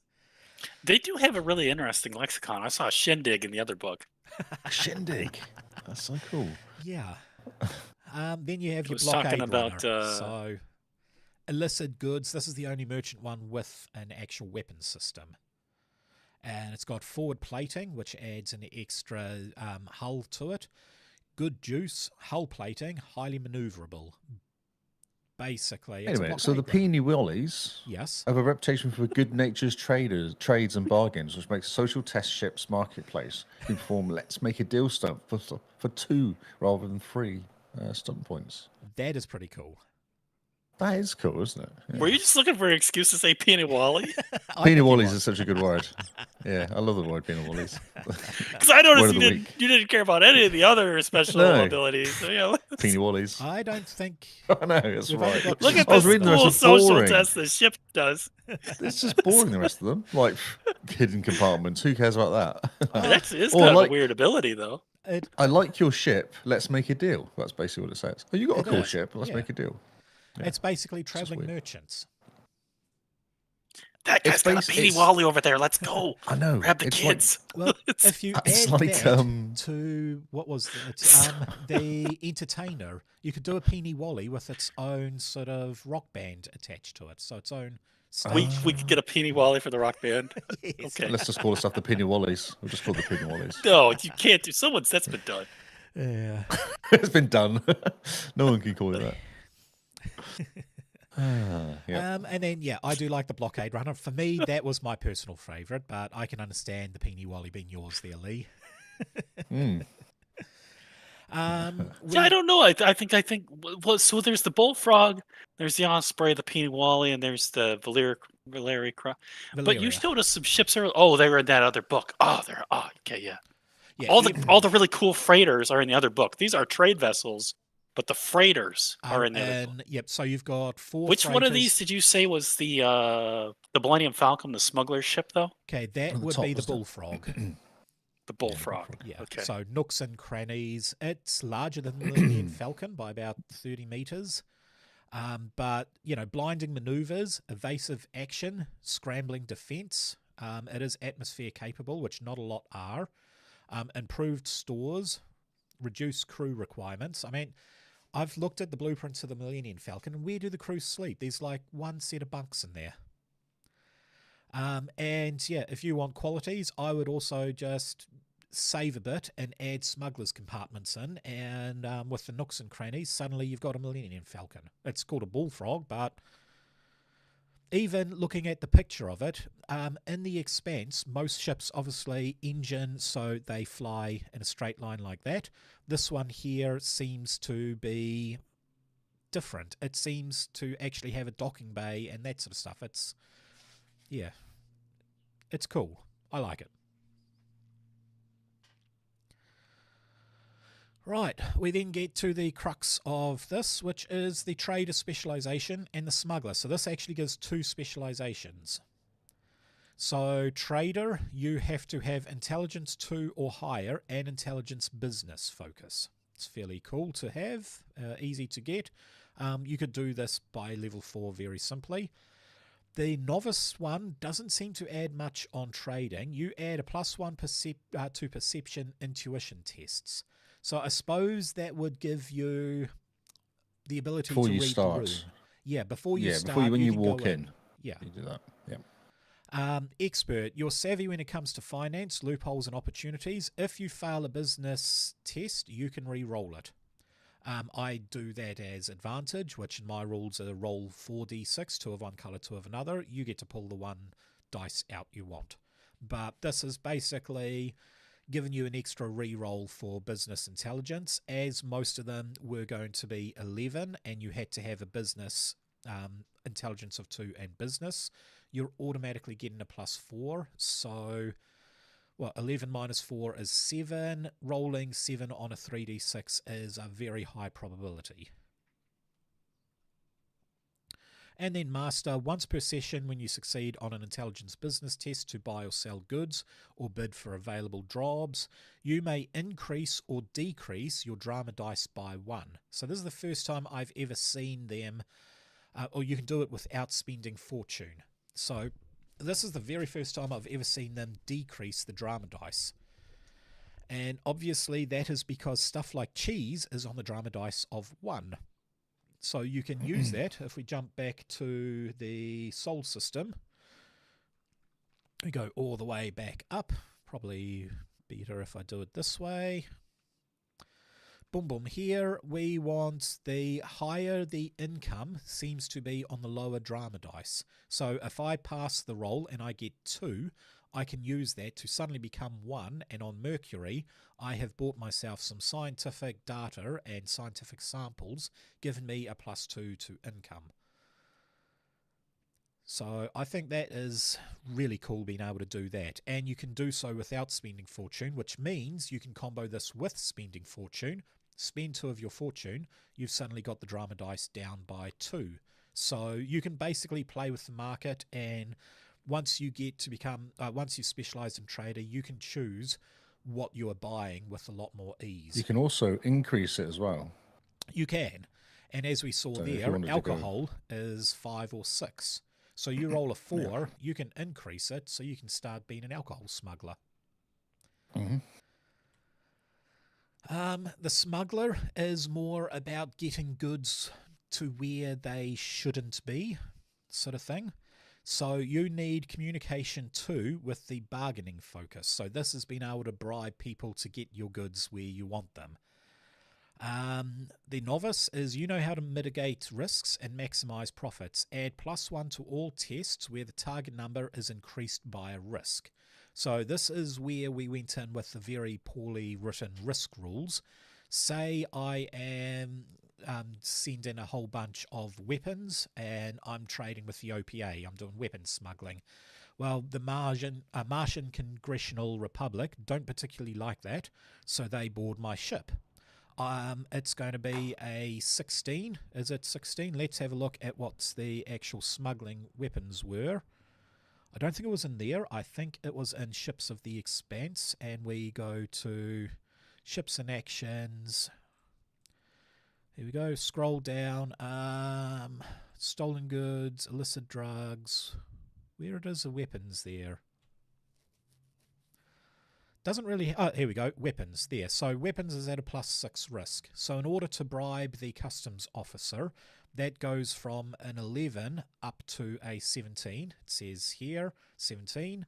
I get with the smuggler a +1 to my test in order to mitigate the risk. So that will drop it down to a 16, making it just that much easier to get my goods across the border. For expert, whenever you buy cargo, whether by using the merchant buying rules in the sold system or by finding clients and trades of the Expanse the Smuggler, this book, you may also take on a small amount of illicit cargo. Your overall flight gains +1 risk, but the completed trade route gets an additional 2 temporary bonus. So that is pretty cool. Basically, I buy some good stuff from a legitimate trader, and he sends me the very good stuff. And then Master, when you attempt to bribe someone with an income test or a communication bargaining test, you may spend 1 temporary income to re-roll it. So the trader got to just do an intelligence business test and re-roll. The smuggler has to use temporary income to bribe someone. But I think thematically that is just as cool. Yep. Yeah, you're sort of shaking your head there, Rockets. I mean, yeah, it's fair. Like, I don't know. I think, like, yeah. The Brian... I almost feel like the trader would be more likely to bribe someone than the smuggler.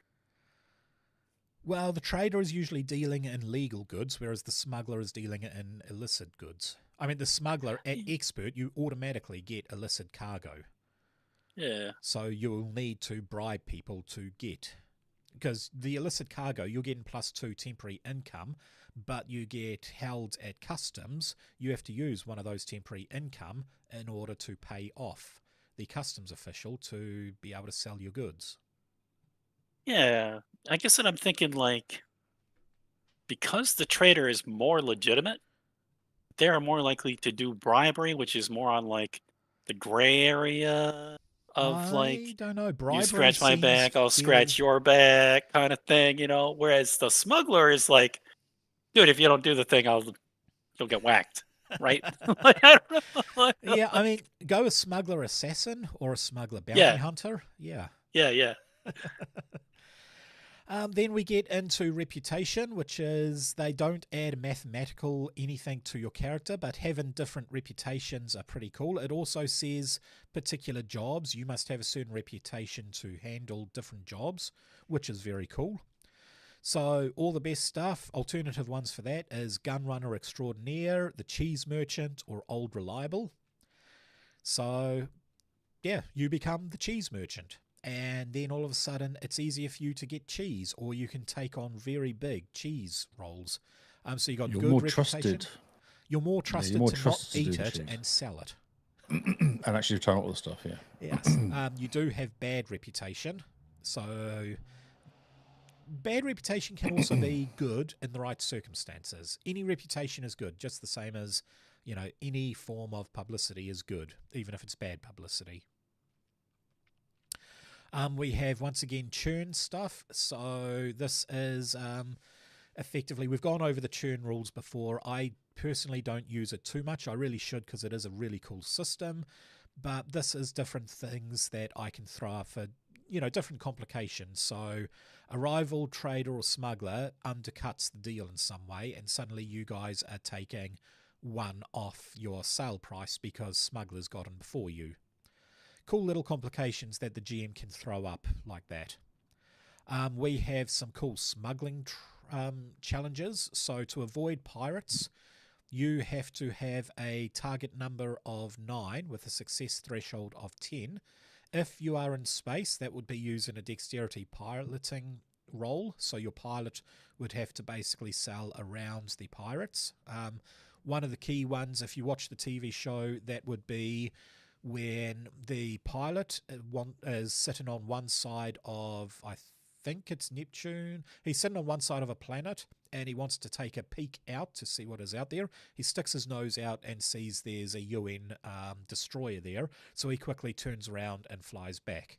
That is a piloting test to try and avoid the pilots. In his case, it was avoiding the military. But this could also be pirates trying to attack you on a planet. So you would need investigation, deception, all these sort of stuff. And each test is 1 day worth of action. So, yeah, we've got defend against a smuggling charge. This is if you are charged with smuggling, you then have to go in to, defend yourself in the court of law.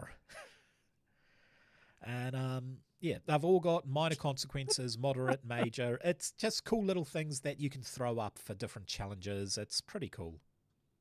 Your Honor, those self-sealing stem bolts were there the whole time. They were. The way consequences work, you get a minor consequence that they're basically, if you fail one test, you get a minor consequence. You then have to try and resolve the consequence, or your next fail goes to moderate. Then you have to try and resolve the moderate, and then if you don't, it goes to major. So if you have a minor consequence, this one here is the prosecution enters damning evidence. Yes, those bolts were actually not there. We have a purchase manifest to say you bought them. So this will increase all communication perception tests by 1. You would have to then basically, to do that, you would have to pass a test which doesn't increase the success threshold, but you'd have to do a separate test to pass it. Then the minor consequence goes down, or you just have to live with it. Your Honor, I happen to be in possession of some yamik sauce. Goes really good with cheese. So lots of different ones here. Foil an inspection, find a market, run a blockade. Really cool little challenges that you can just add into the game with however you're doing it. And then smuggling stunts. So smugglers get their own ones. Traders don't get their own stunts, I don't believe. No, traders don't get their own stunts, but smugglers, you have the new stunt of hot market. So these would be in RP sort of tests. So hot market, additional buyers are interested in your cargo. You break off your existing deal, possibly gaining reputation or negatively impacting your previous contact's attitude towards you, to gain an additional +1 temporary income with a new buyer. So when you break it off, you wouldn't have to roll to find a new buyer, but you start the rolls again, and that might change, where the drama dice is, which means you could land yourself a much better deal and you get a temporary income on top of that. Smooth sailing, you cover your tracks and choose the safest route. Reduce the mission risk by 1 for every 2 stunt points spent. That is pretty cool. Mm-hmm.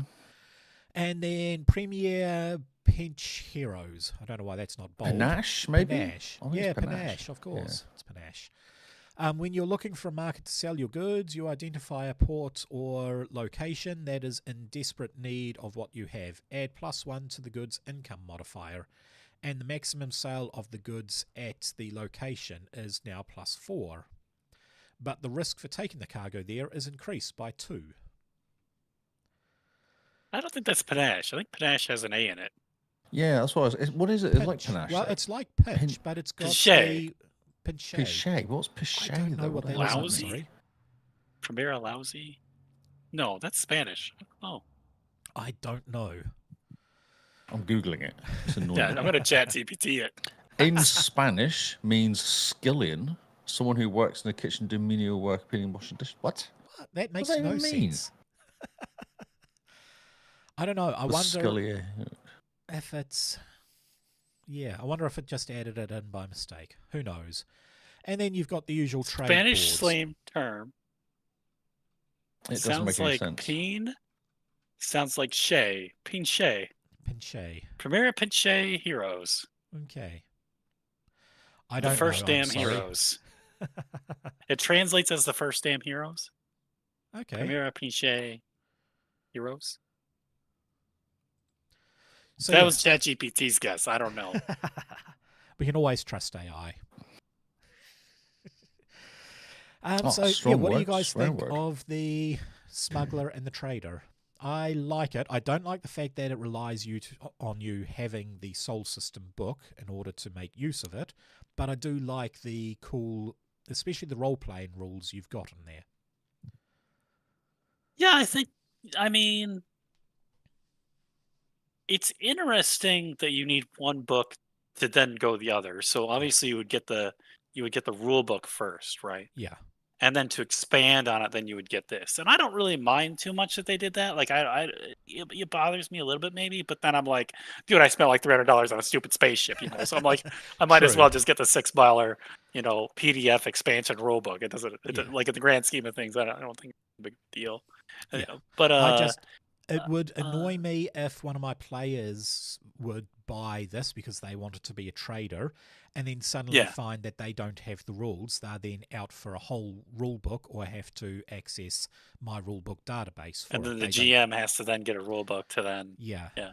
So there's that, and I still don't know how much cargo can you hold in a ship. There's no rules to dictate I don't that. think that I think that other thing subtly I don't think it actually talks about how well doesn't it matter. handles it, but it actually does handle it pretty well. The page 10 Page cargo 10? space, the bigger your ship is, you get a +1 bonus to your intelligence business advanced test. So if that scales with the size of the ship, you just keep getting +1s and you just keep getting more income. And It yeah, does, so I but don't know. you can abuse the rules. Like the GM would have to make sure you don't abuse the rules by you don't allow your players to just buy so much water because there's no limit onto it that, they're in a small little freighter that has 6 people and yet they're taking the same amount of water as a 600, 700 meter water freight that requires a crew of 1,000. Yeah. It's sort of, But other than that, those are my 2 biggest complaints. What about you guys? I mean, that's the crux of it. If I pick my favorite thing, it's going to be the lexicon that they've chosen. The lexicon? I think that the art wasn't as. I mean, the ships are pretty cool in this one, but they're not as cool as in that other ship book. Oh yeah, well, but the words in this, like the Peeny Wally, I think Yeah, I do really like the ship art they've done throughout everything. I think the weakest one would be the core rule book. While the ships look okay in that, let me just bring up, let's see, technology, spaceships. Here we go. Acquiring a ship. These ships don't look as cool. They sort of look like they're hyper-realistic ships. Whereas you go for ships of the Expanse and you suddenly pull out any ship you've got here. We'll jump to this random one. So this was a Mars ship. It's something that has a huge amount of decks. Like a lot. Oh, it's a Donager. There we go. We've got a Donager sitting right here. And that is cool. And the art they put in this book, I think, was just a lot better. It didn't look hyper realistic. It looked stylized, and I like it more. And then you go to. I guess it like if. Yep. The if you scroll down from the ships, there's a spot where they have the beetles crawling on the guy. That's kind of dope. Oh yes. But yeah, the ships definitely win in the other book. That's for sure. Yeah. But, I mean, the other books, they have other ships in, don't they? Let's see. We've got... Did the Planetary Surveyor have ships? So, Tools of the Trade. It had a submarine. So, it's got 3 ships. It's got... That sort of looks like some planetary lander ship. And that was all it had in it. It's like a kid's cartoon. It does, doesn't it? It looks really weird. Like those are not... Yeah. It actually looks like a 1980s cartoon drawing. Yes. Yes, it does. Saturday morning cartoons. Like Transformers or so. Yeah. So, yeah, art is very subjective in the best of terms. Yeah, yeah. It may be who put together the book as Those well. freighters are Maybe dope it's that. though. Which freighters is that? The ones in the ship book. Ah, the ship book. Yes. So I don't that's know what it's called. trade. Sorry. Sorry. Yep, I'm trying to find it. It is the ships of the Expanse. I think Yeah, what I that. like about it is the fact that it actually has the silhouette with the layout, and it tells you what is on every deck. That is the biggest buyout for this book. Yeah, it's quite interesting. Yeah. And you could extrapolate that. You could increase that into other ones as well, couldn't you? Like There other was You one could. space image. stations. There's one image that I really, really liked. Yep. I think it's in the Soul. In the I think Soul book. I think it is in this. Soul book. Because Yes. like as soon as it caught my eye, I think I was like, Is it was the one the they Soul cut one? into Where's the freight? moon, There was a whatever it picture of the freighting. Oh, that. Yes, that I believe is just before that. Oh, there it is. Yeah, page 71. Page. No, there's a blown up freight on 71 that I like. But Okay. before that, there was it's up. It's page 57. It's way off, 55. Okay. It's 57 57 in the 71. PDF numbers, it's 55 in the actual book. That one there. So So it looks like it's two rock haulers moving a cargo container onto a freighter. Yes. Yep. That, yeah. That does That look just cool. screams to me like PEU containers, or it just looks like they went to a spaceport. This manufacturing facility on one of the places on Earth made stuff. It got on a boat. The boat took it for a month to another place, got into a space station, got put in this other space container, and then these rock haulers are hauling it to from Massive like where it freighter. arrived at a spaceport to on the outside of the planet to the next ship it's going to go across the stars with. Like Yeah. it just. I mean, oh, man. You look at the size of the massive freighters; they are huge. They're the same size as Toth Station. Tycho Station. So you probably wouldn't dock one of those on Tycho Station because that is going to create massive gravitational spins and probably drain the engine. So one of those ships would stay in a 0G thing probably a couple of kilometers away from Tycho and would literally just use smaller hauler ships to take the cargo in and dock it that way. And that's what this Oh, screams yeah, to it's me. awesome. Yeah. That is... Yeah. Okay, so that is the smugglers. We'll go back to reviewing the book. This is the Planet Side series, so this is what I was telling you about. It basically tells you everything you need to run a Planet Side thing. We're not really going to review it too much because it's GM stuff on how to run systems. Like, there's nothing mechanical there. It does give you a few little bits and tidbits and that sort of stuff, but it's really just how to run something in Mars. Martian decline, Martian exodus, so that's after the gates opens. Mars they didn't want to bother wasting resources terraforming when there's 19,000 terraformed planets already out there, so everybody leaves Mars. And it's just story hooks and how to run things planet side, which can be very cool, and I'll probably use them, but it's DM stuff, really. Last thing is there's more pointing. Sorry, more pointing. There's more pointing. More pointing, Oh, yes. That person's pointing in space, yes. This is the organization. This is how to set it up. So an organization, the players can set up their own organization. They can name it what they want. They can do their own logos, all that sort of stuff. This is mathematically how to run it.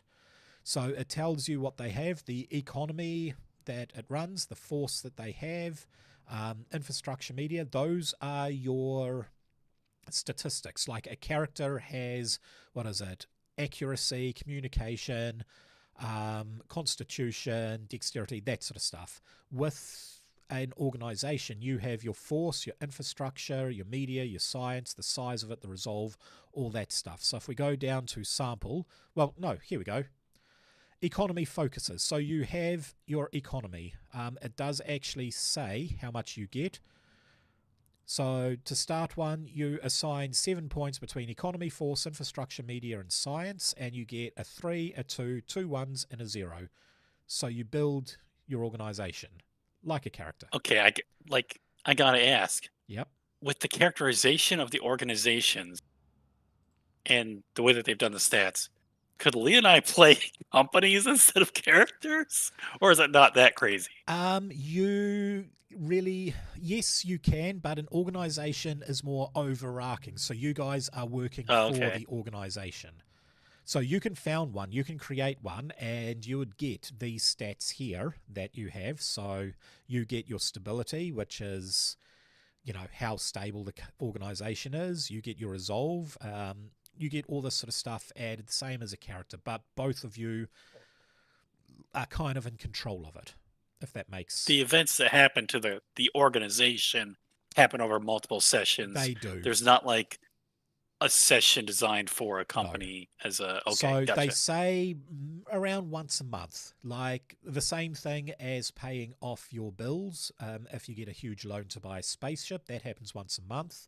Your monthly living costs, that happens once a month. When that happens, you roll to see what happens for the organization. So it has the focuses, the same as the thing. You usually get 2 focuses. One has to be on your major, and then you get a second one. So you guys were in a rock band. You may want to do media as your biggest one. And with that there, you can do propaganda as a focus and say local networks as a focus or something like that. But you could choose other focuses. It's, you just choose what focuses you have, all that sort of stuff. You have operations. So once a month, you roll for your operation. This here can basically grow the thing. It is a 2d6, target number 10, and you use your highest stat. So if you guys are in a rock band, that would be media. And then you obviously can add a focus onto that. If you fail, your company has actually had a setback and bad things happen. If you succeed, then your company's growing. There's not a lot else you do, but if you get stunt points on it, you get the growth chart. So this one here, you might actually get a new hire. So a skilled influential NPC joins your organization. Select one growth or plot stunt and reduce it by 1. So that makes growth stunts fairly quick. That's pretty cool. You could get contacts. You could get a new asset, so you actually increase a rating up higher. You could get a new focus. You can build your organization like that. So your organization's going up and down. But you could, if you fail your growth and you get stunt points, you get all of these organization mishaps. Bad things happen. You're building it, but it's not just that. You also have plot action. So the Wickedy Witches is a rival organization. I would build a rival group for that. They would have slightly different stunts. You could do a plot action against the rival organization, and that's trying to undermine them. And same roles, you're rolling, and suddenly you've got plot stunts that can help disassemble the Wickedy Witches.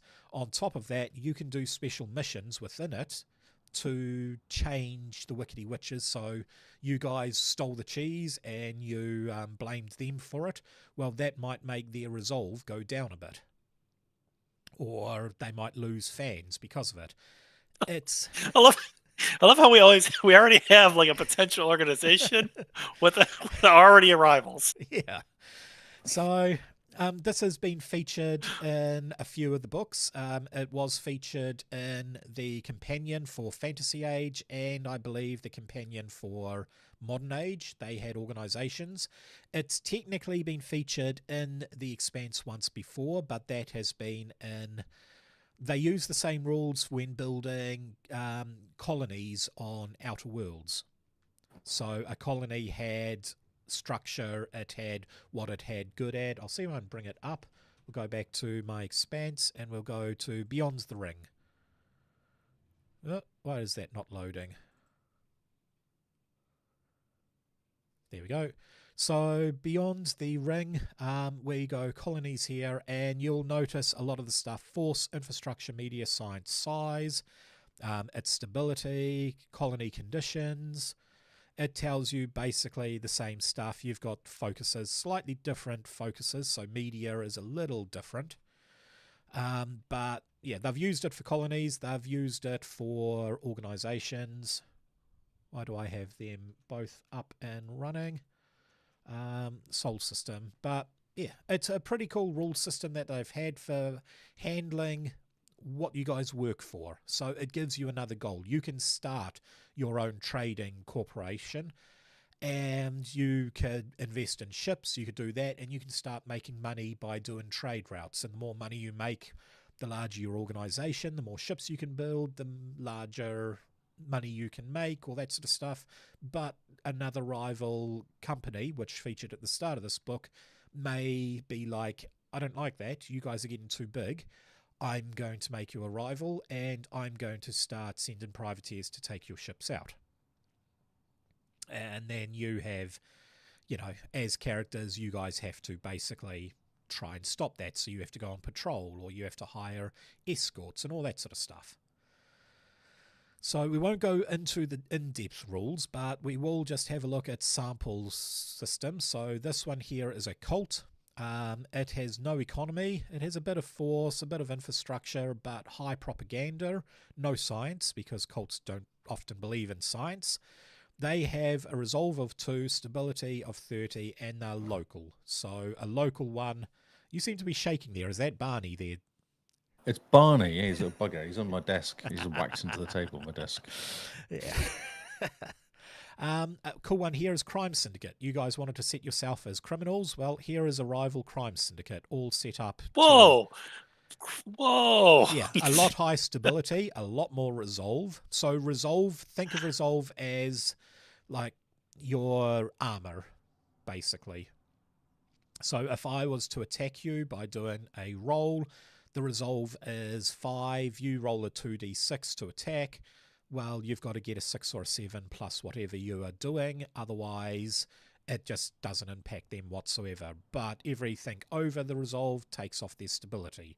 And this crime syndicate is system-wide, so this will be one of the big people who basically have outlets everywhere. As you can see, there's a decent amount there. Pirate strongholds, they're all pretty cool. Street gangs, maybe you guys start off as a street gang, so very small. It doesn't have a huge amount of people. This is only a local one, but as your gang gets bigger, it then turns into a syndicate, and it goes from a local to a system-based. So yeah, I've used rules for corporations in a few other games. I do like how they work. What do you guys think? Like it? Yeah, I mean, it's just another Yep, system. I think it's good. Yeah, just another system. You've got projects that you can undertake. You've got threats that can happen against you. And then we've got the index, which is always handy. But yeah, that are the 2 new books for the Expanse, which, with all our mishaps, we've now been streaming for about an hour, I believe. Oh, 2 hours. Sorry, 2 hours and 2 minutes. 2 hours. Yeah. So, new books, as a review, what are your guys' first impression? Because this is the first time you've opened the books and had a good look at them. I think it builds out big missions, doesn't it? Big games. It does. It's not just playing individual little missions, little stories all the time. It actually builds a bit more to it. Yeah, I think you're right. What's that? Oh, Lee and Rockets, your names have Hello. gone. I'm just going to swap your names What's over. that thing at the back? The 111, the Expanse Transport Union Edition. Okay, so has like that some really nice text. That is the new book that's coming. Basically, it is an expansion to the core rules. It can be run as a standalone book, but it's based like this book is based. Well, the core rules are based before the whole gate system opened up. It's like the first few books of the series, or the first 3 seasons of the TV show. The trade union expansion basically takes it after the things have opened up, so it will have new rules for character creation. It includes cybernetics, it includes new backgrounds, basically it's a whole new rule book, but it doesn't duplicate anything in the old rule book. It just adds to it and changes the feel of the game a little bit. But effectively, if you wanted to get into the Expanse, you could buy that book on its own. I think they've started the Kickstarter for it, maybe, but it's coming out fairly soon. You can start the book on its own and play it, and you wouldn't need any of these other books. But if you have all the other books, you have so much more options. And as a player, I love options. As a GM, I just like having all of my characters, all of my players having as many options as they want so they can just go wild and build whatever they want, however they want. But yeah, we'll get to that book once they release it. I think we'll be probably getting a copy a few weeks beforehand, so once it comes out, we'll go through an in-depth review and we'll build new characters and all that sort of cool stuff. I've got a feeling that I'm going to really like the art. Yes. Yep.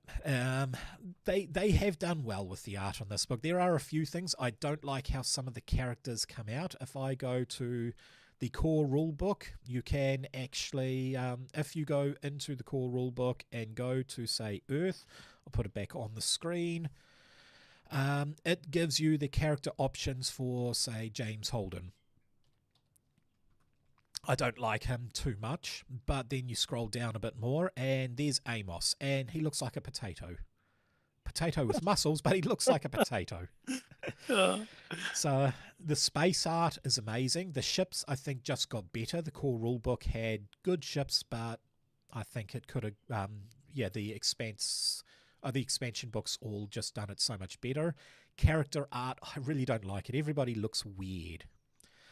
They do have that person I was thinking of. I'm trying to scroll down. Well, Alex is the pilot. He doesn't look too bad.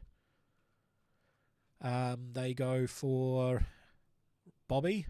She looks pretty good there. Nothing too potato-y. We have Naomi. She actually looks the closest to what her on-screen person looks like, which is good. Doesn't look like a potato whatsoever. And then if we keep going down, somewhere there was the stat for the diplomat. I just can't remember where it is found. And she is the one with the big giant mole on her face. Mole. Yeah. Does she have two moles in that picture? I haven't seen it yet. I'm still waiting for to catch up with the stream. See it. It was awkward she in has the game. Yeah, just stop moles pointing. in the Sol system one. Actually, that picture there looks like the same picture they've used for the trade unions one. But, here she goes. So, yes, she has a big mole on her forehead, a mole on her nose, and covered in potato wrinkles. It's like all of the Earthers are potatoes. Maybe it's a gravity issue. You don't look like a potato, and you're an Earth gravity. Yeah, they totally did grab that image right from the core book, and then they shows it as a relaunch thing. Yeah, okay, so interesting. But there's her stats. She's a moderate threat, so for characters 4 to 8. You can see she's good at communication, leadership and persuasion, intelligence, current affairs and lore, and she's got perception, empathy, and a huge amount of self-discipline. So, yep. And she's quietly snacking on pistachios. She's quietly snacking on pistachios at the back of the meeting, as it says. As ugly as she is, their consistency is remarkable. Yeah. Oh, yeah, there is a huge amount of consistency. So that's the picture from there, but we go right to the start. No, mole on the other side. They've reversed the picture. It's a mirror. It's a mirror. God, it's the same thing that happened on my Discord. Exactly. Yeah. It's because of the way it comes through the screen, it just stays the same when it comes through. All right. Yeah, raise your left hand now that we're on stream, right? Just kidding. Yeah. But so they did grab that image. So that makes sense because they haven't committed to the images on the other side yet. Maybe. So we do that on stream. So, yep, the Trade Union edition is that. And it was up from here, wasn't it? There we go. It is literally the exact picture. Yeah. I didn't notice that, so thank you for pointing that out. No, you did. I thought you did. I Well, thought you pointed I it out. noticed it when looking through, but that's the first time I've noticed. Yeah. Yeah, yeah. Yeah. I do like the text, though, the relaunch text, the paint job that they did on it. Like, it's just Yes. really like.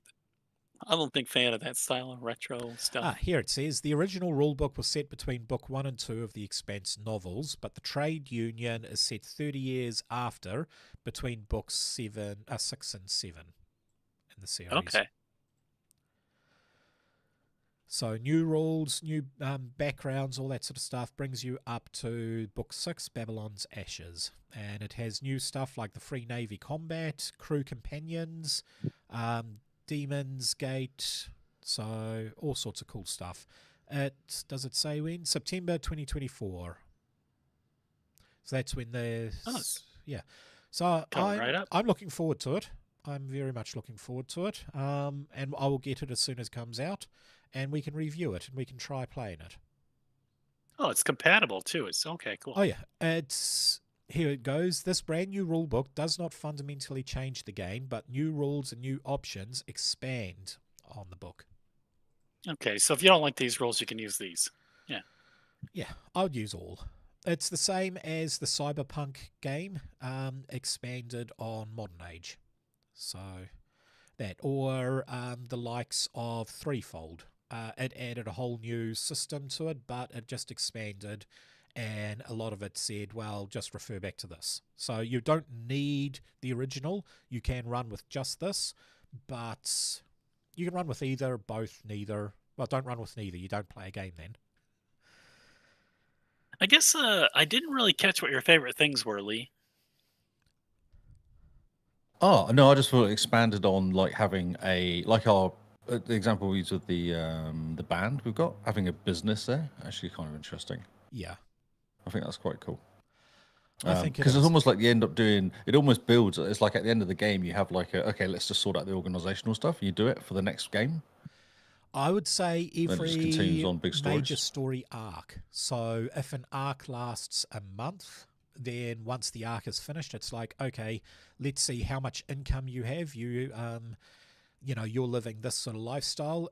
If you need to pay more, did you earn more money? Have you paid off all your debts? And also, let's see how the business is running. And it will kick onto stories as well.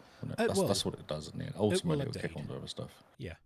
So it's just a new tool to add more variety into it. You're not just the players, you're now working as a unit to build something together. And, demolish your enemies, because, yeah. Who wants the Wickedy Witches to be the best band in this system? Mm-hmm. I love how, like, in the modern age, they did that thing that we didn't like that they did where they stole our credit, and we've just carried that on for years, like this grudge that has lasted through bloodlines. Millennials, mate. Yep. Millennials. Across the millennials. Years, yeah. millennials, yeah. Cool. Well, that is, our review. I like the books. I would prefer... I like numbers, so I would like to know how much does all weigh, how much can I carry in a ship. But that's just me. I'm sure most people wouldn't mind that at all and can get around it. I like my numbers. I like my spreadsheet simulations. So, yeah, I think that's interesting. That because we're talking about how like they're expanding. There's going to be.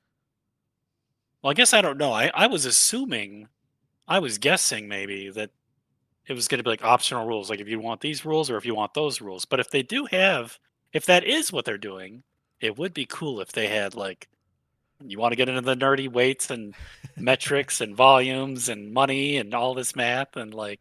I mean, they do it for the core rules anyway. If you go to the core rules and you have a look at Spaceship, they actually tell you how space works, how motion works, velocity, thrust and mass, and all that sort of stuff. It tells Like a you, little physics lesson built into the core book. That's cool. They give you a physics lesson on. They give you proper numbers and give you proper physics, like retrograde and prograde thrusters, how to work that out. And this is all stuff that I love, but most DMs or most players wouldn't care how to set up a thing. It's like Do they need to have Kerbal Space Program installed to get it running and see what and learn all about this stuff? But most people wouldn't. I would, but most people wouldn't.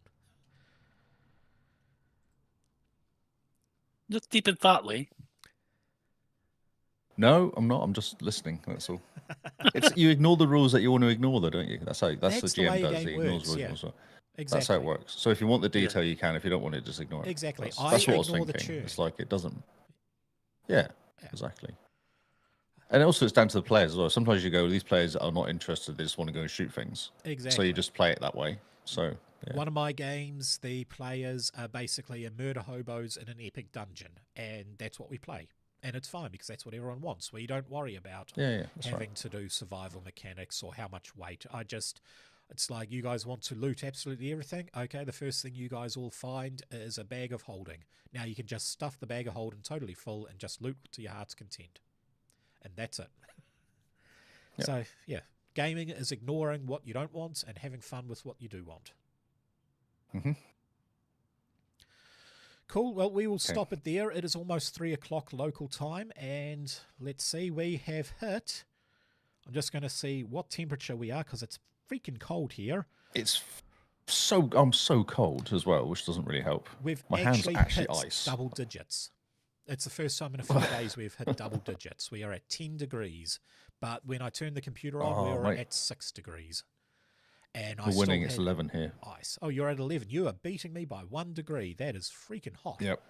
But at 5 o'clock, it's going down to 9 again. So. Yep. Yeah, so I've got an hour. Oh, to be in summer, 2 hours you of guys are rockets. What's that? Oh, to be in a nice warm place where you are. No, it is too hot. It is too hot for me. I moved south of where I grew up, and it is hot. It's just, oh my gosh. I had to go. They gave me a task. I work at a desk, right? So I normally am in the air conditioning all the time, right? But they gave me a task to go to the control room. I swear to God, I went to the control room, and this lady come in from the floor, and she was like, there was a river of sweat on her from how hot it was. Like, looking at her, I felt like I was swimming. I don't know. Like, she just. Wow. It's so hot here. It's ridiculous. It's so hot. It's so hot. Oh, well. That's how it is. We will call it quits here. I can't run the music because I am running on my Focusrite at the moment. My Rode doesn't want to talk to anything, so I don't have jingles, which makes me sad. I like my jingles. But, yep, thank you, everybody, for watching. Hopefully you guys enjoyed it. If you wanted to purchase these books, they are pretty cheap as PDFs. Use the discount code of HippoHQ and you'll get 5% off. Pretty good deal with that. And, yeah, that's only through the Green Ronin store. You can buy the books through DriveThruRPG, but you don't get the discount, sadly. So go through the Green Ronin store, send them some money, buy the books, and have fun with that. And Lee, where can we find you on the internet? Can you hear me? I can hear you. Yeah. Yes, I am on the Xbox Cast. Yep. Mostly doing my podcast there about Xboxy stuff. Although we're not sure, we're a bit concerned about Phil. I think Phil's had enough. Phil? Who's Phil? Big Phil seems to have disappeared. Ah. The Game Pass has gone up in price. For Big Phil's disappeared. It's very sad. News is very odd. It's all gone a bit quiet in Xbox. This month we are doing the August picks, which is where the listeners, the Patreons, pick a game for us to play. Last year I got a horse game. A horse game? It was really, really bad. Cool. It was so bad. It wasn't one of those horse and I streamed it. Stuff, was it? No. You're on a horse and you go to it's all cartoony. And you go to someone's stable and you clean your horse and you go somewhere else and pick up some eggs, for example, or something. And you go somewhere else. And there's no fast travel. So everything is long traveling. It's just a nightmare. I did stream it though, so everyone could suffer my pain. This week, I've got Generation Zero, which is like a Swedish-based Played it. end of the world. Yeah, it's kind of awesome. cool actually. Yeah, I've played about 5 or 6 hours of it now, and I've just done all the introductory missions. Nice. And I've just got to the warboard, which is where you get to choose. We were inside of a church, and there was a giant robot outside trying to kill us, and Agni grabbed that's like right. some propane tanks and just ran it and And throw them exploded. at them. Yeah, that's it. Yeah. And then go and shoot the propane tanks. Yeah, that's how you take them out. Yeah. Yeah, it's cool. Giant Played it on my own, robots though. and 80s robots. technology, and yeah. Nice. Yes. Yeah. Kind of cool. Interesting. Because I played it with in Swedish initially with subtitles. Oh, And it's really hard because you can't listen, you can't read, obviously, and try to run around at the same time. Yeah. But it's kind of interesting. It's all Swedish, very, very Swedish. And even when you got English on speaking, they still sound Swedish. Still got the Swedish accent. So yeah, it's a cool game. It's Okay. interesting. Nice. Yeah. And what about you, Rockets? Yeah, How that's can we what's find nice. you? Badass Rockets on Twitch mainly. Yep. Nice. And me, you can find me at Hippo HQ, pretty much anywhere you can find interwebs. And with that, I will sign off. So thank you, everybody, and farewell. That's the wrong button. That's the right button.